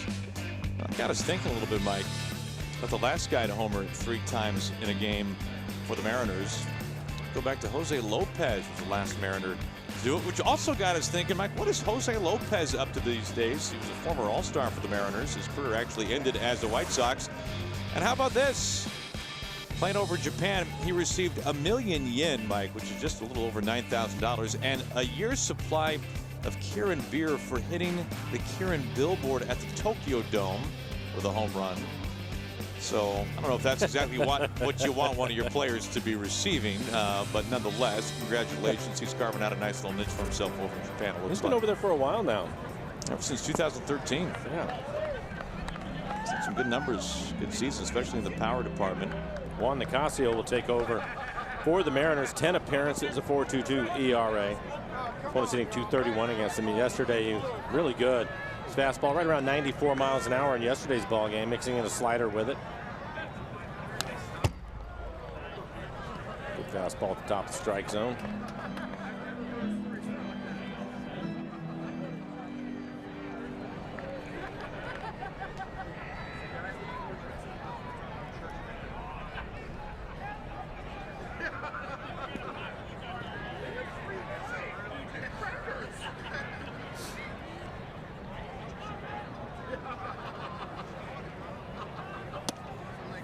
You know, Mike, I once saw J.D. Martinez in Double-A with the Astros win someone an above-ground swimming pool for homering into a swimming pool in Corpus Christi, Texas. I like it. Very nice. He did not get the prizes. Did you get the pool? I did not get the pool. Okay. Very lucky Corpus Christi fan did. Missing upstairs, 3-1.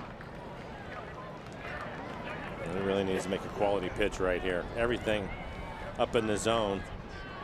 Look through the scouting reports, and that must be where the hole in Davidson's swing is, above the belt.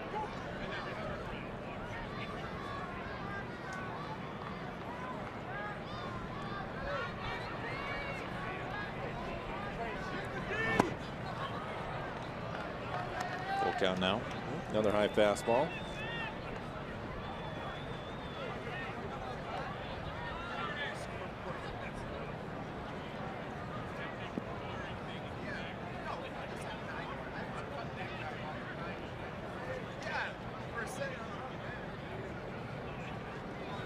Swings right through it. Good fastball from Nicasio for out number 1. Well, fans, our annual Ultimate Fan Contest has officially returned. Root Sports will be looking for the Ultimate Fan of the state of Oregon throughout the month of April. Send us a photo and story on our website at rootsports.com/ultimate-fan, and you could win a VIP trip for 2 to Seattle in September, a personalized jersey, and more. You can find official rules at rootsports.com.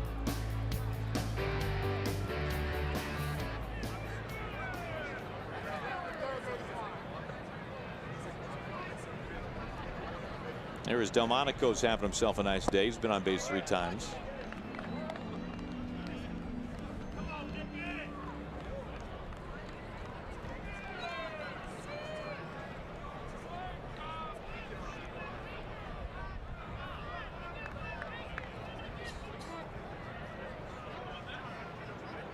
Rather not hit with trash blowing in front of you.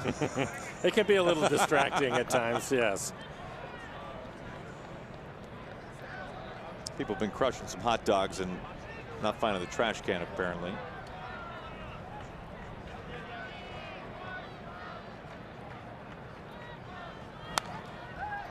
One and one. That was nearly center cut.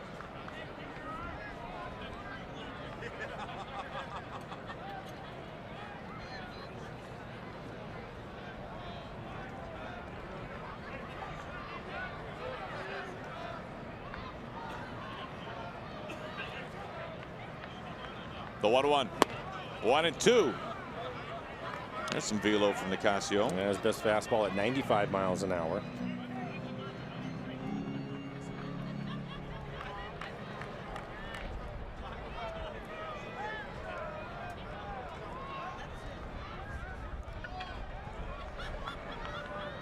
High target for Mike. The 1-2. Right at the top of the strike zone. Basically just stayed with the good fastball.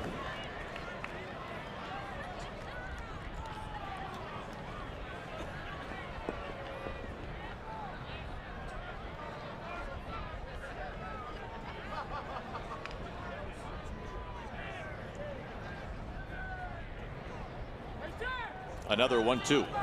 Swing and a miss. Strike 3. Couple of strikeouts for Nicasio.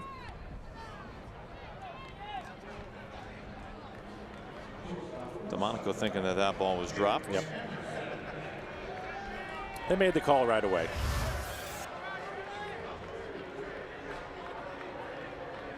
I think he's just trying to stay warm. Not taking any chances. But Mike was clearly going to make the catch. Ball never hit the dirt. And steps Tim Anderson. A couple of base hits and an RBI today.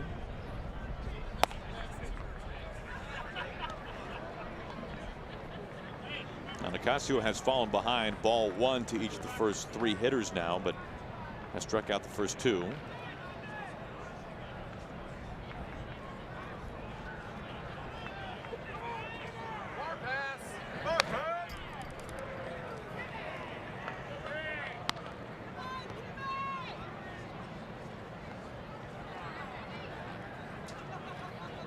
You see, he's been pretty good on the road this year. 5 games and 1.59 ERA on the road.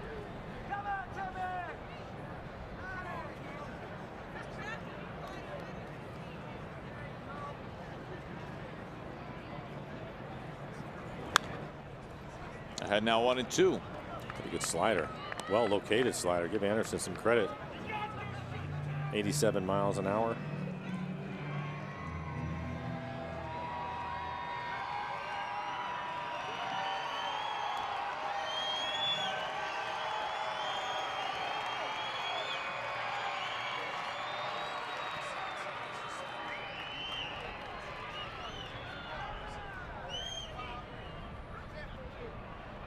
Now the 1-2.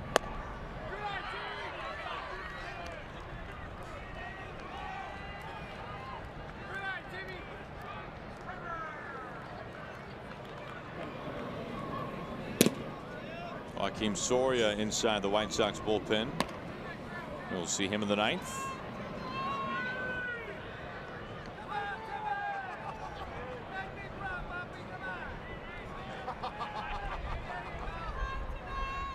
The 2-2. Swing and a miss for strike 3. Finishes him at 95. And Ocasio strikes out the side in order.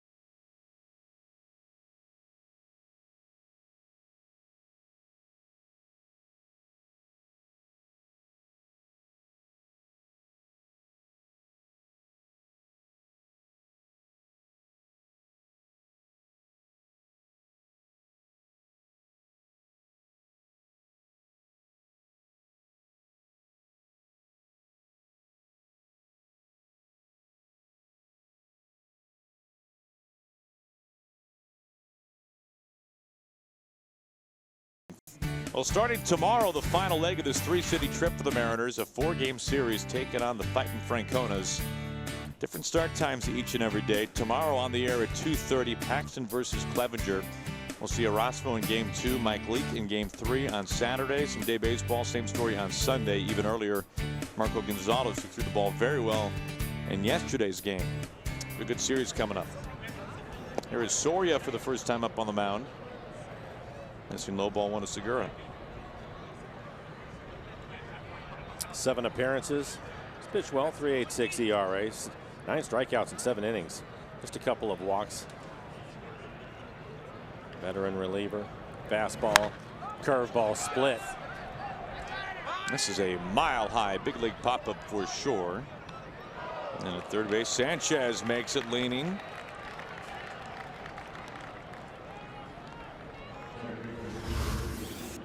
A lot of wind today. Takes him back towards the middle of the diamond. It looks like it's off the heel of his glove. Almost popped out. Whoop. Yep. These 2 bullpens have been fantastic today. Now 4 1/3 scoreless. Only 2 hits combined by relievers on both sides and 7 strikeouts.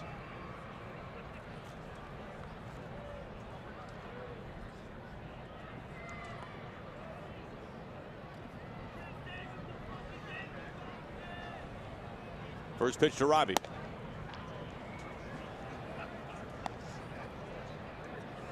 They have pitched him away all day long. And really not even that close. Right. He has walked 3 times today.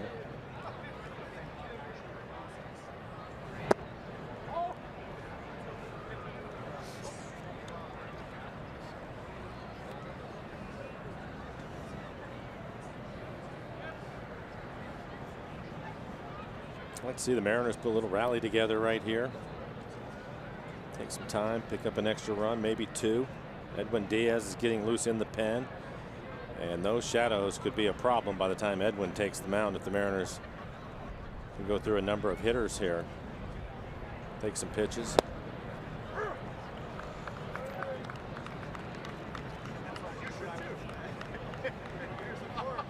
Well, the next pitch to Robbie will be the 20th that he has seen today. Talk about being patient. He has swung the bat 1 time.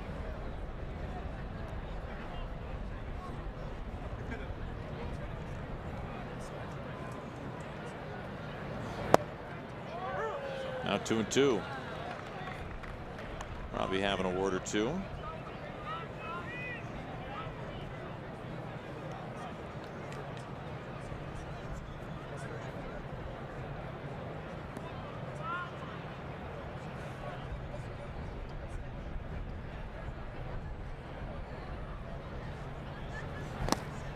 Full count to Cano. Robbie trying to do his best to help out pace of play. Pretty good hustle.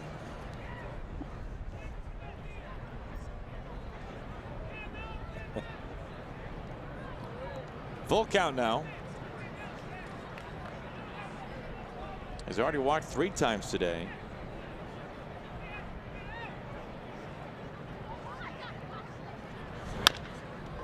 Chopper up the middle.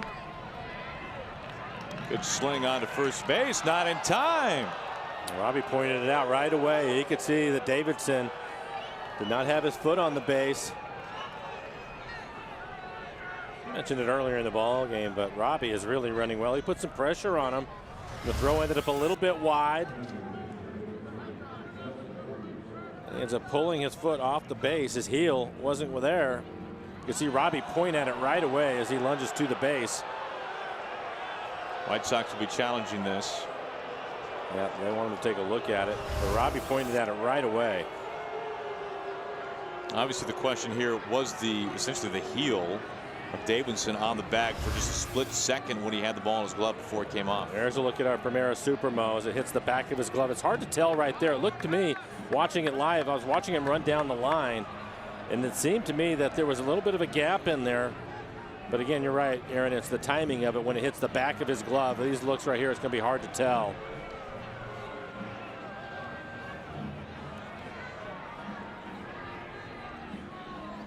I just don't know if there's enough there to overturn that. What do you think? Yeah, I agree. We haven't seen anything yet. This might be our best look at it right here.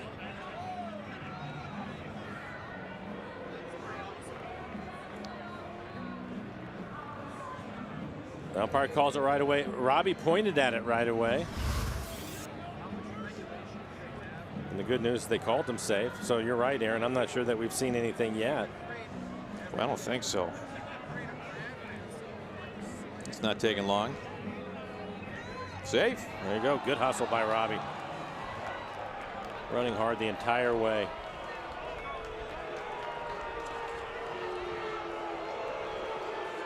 They ruled that an error on Sanchez. Renteria would like an explanation.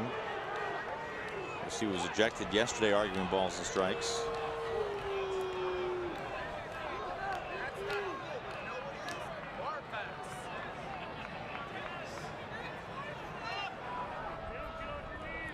I was really hoping that would be an infield base hit just for the conversation between Robbie and D on the flight home, or the flight to Cleveland. There you go. Yeah, saying, hey, I got one too. Yeah, yeah. I'll bring up Nelson Cruz. Nelson has 3 hits today. He's driven in a couple of runs. I'm waiting on the replay and everything that was going on. Mentioned the time and the shadows. That certainly helped. Diaz again ready to go out in the pen.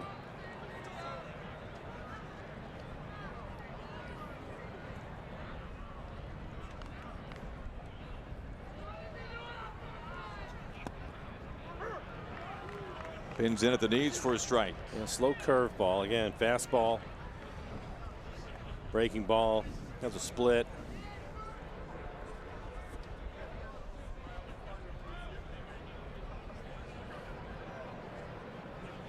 His average curveball is 70 miles an hour, so he takes a lot off of it.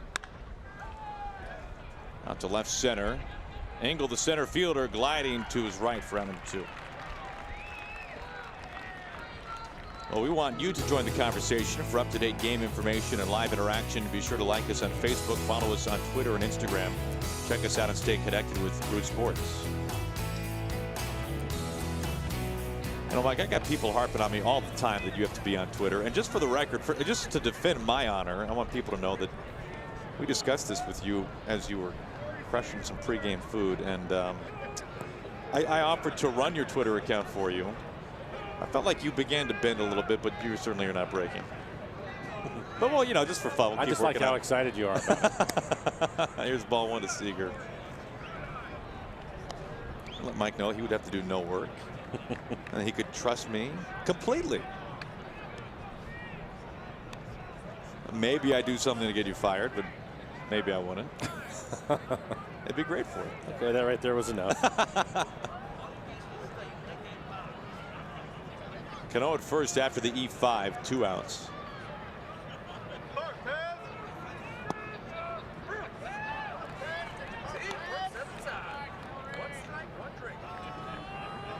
A win today would mean the 2nd consecutive series win on this road trip for the Mariners. They've only lost 1 series this year. That was to the Astros at home. Line foul. Kyle will have some work to do with a 1-2 count. 0 for 2 today. He's walked a couple of times.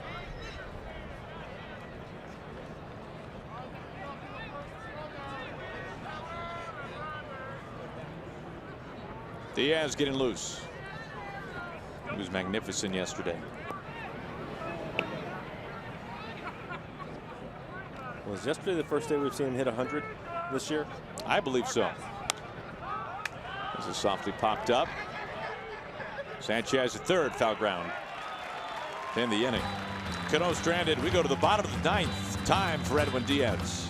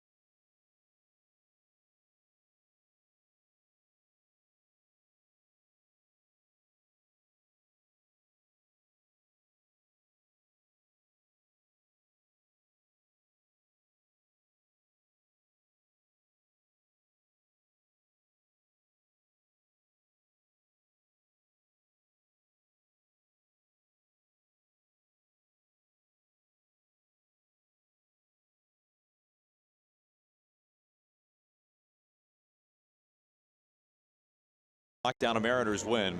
He pitched yesterday, was tremendous. And for Edwin, 11 appearances, 9 for 9 in save opportunities. Look at the ERA, 0.79 ERA for him. In 11 1/3, he has 21 strikeouts, and opponents hitting 0.54 against him. His fastball yesterday, again, he topped out at 100 miles an hour, consistently 97 with the good slider. Wade Davis, Jury's Familiar, and Edwin Diaz, the only closers with 9 saves, a chance to lead the pack after today. Facing Daniel Palka, making his big league debut. It's a 97 inside.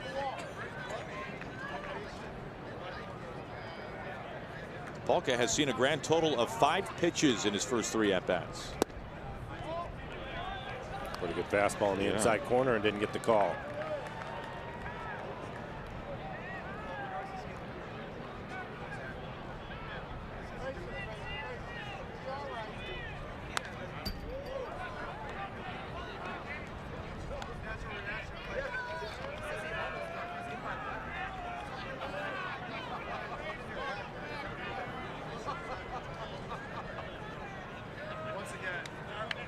The 2-1. 2-2. Now Velo keeps bumping north for Edwin.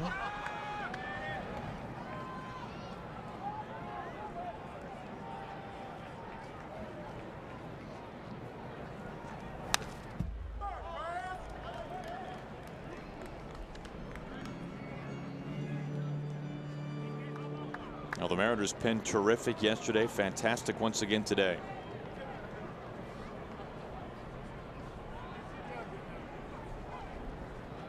Again, the 2-2. First slider from him. 90 miles an hour.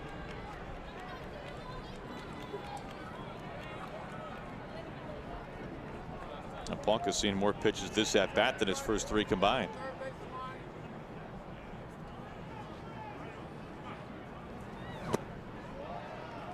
Another slider, full count.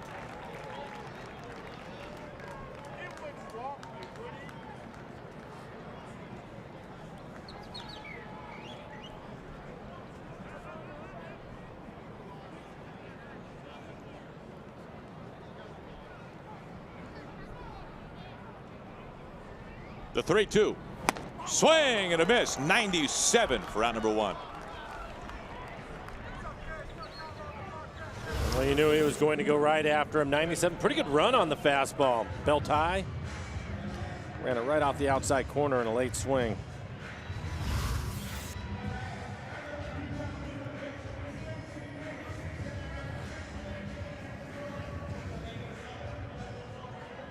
That's 4 straight strikeouts by Mariners relievers after Nicasio struck out the side in order in the 8th. And steps Trace Thompson.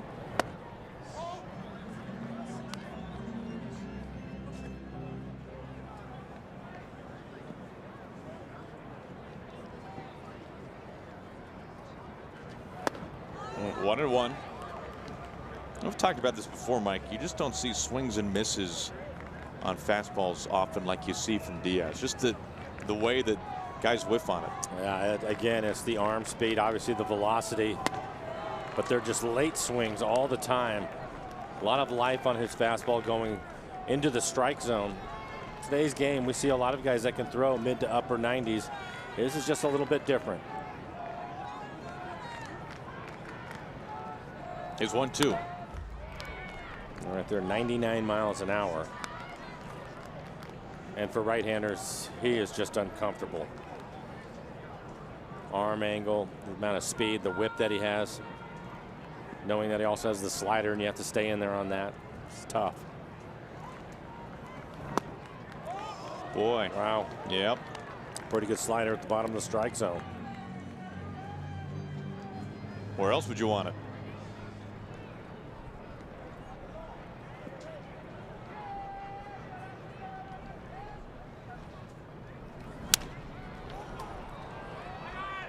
Segura out, fights the sun a bit. Little breeze 2 outs.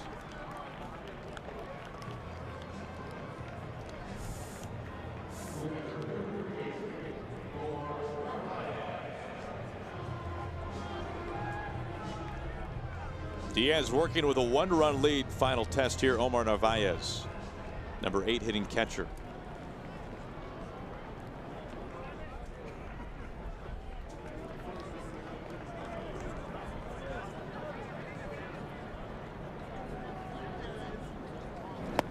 Starts him off strike 1. And then when he's able to throw his breaking ball over for a first pitch strike, that's tough too. Immediately fall behind in the count.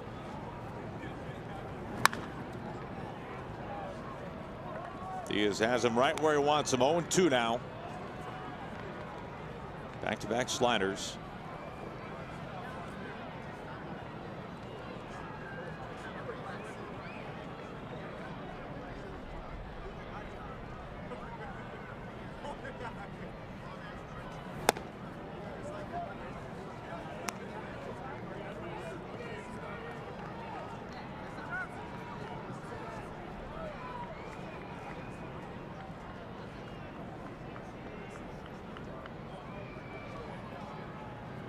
The 1-2.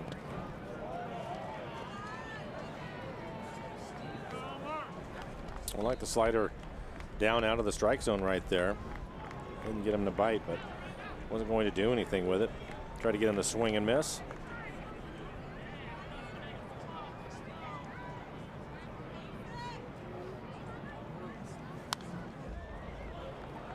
Fouls away 98. Mariners a strike away from a win.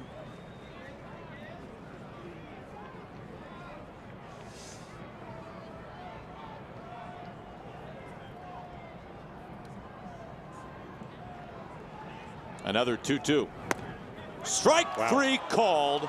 Slider gets Narvaez. Diaz gets his major league leading 10th save, and the Mariners take the series. Great to see Felix get his 3rd win today. I thought he really pitched well. Gave up a couple of runs, but I thought he was also unlucky a little bit. But the Mariners, again, pretty good job of grinding out some at-bats. I was hoping the 7th inning wasn't going to get away from him, but the way the bullpen through the last 2 days has been terrific. Well, they've been outstanding. Mariners relievers retired the final 13 batters faced. Mariners consecutive series wins to open up this 3-city road trip. It's on to Cleveland. Mariners postgame presented by Alaska Airlines starts right now. Bill and Angie, it's all yours, guys.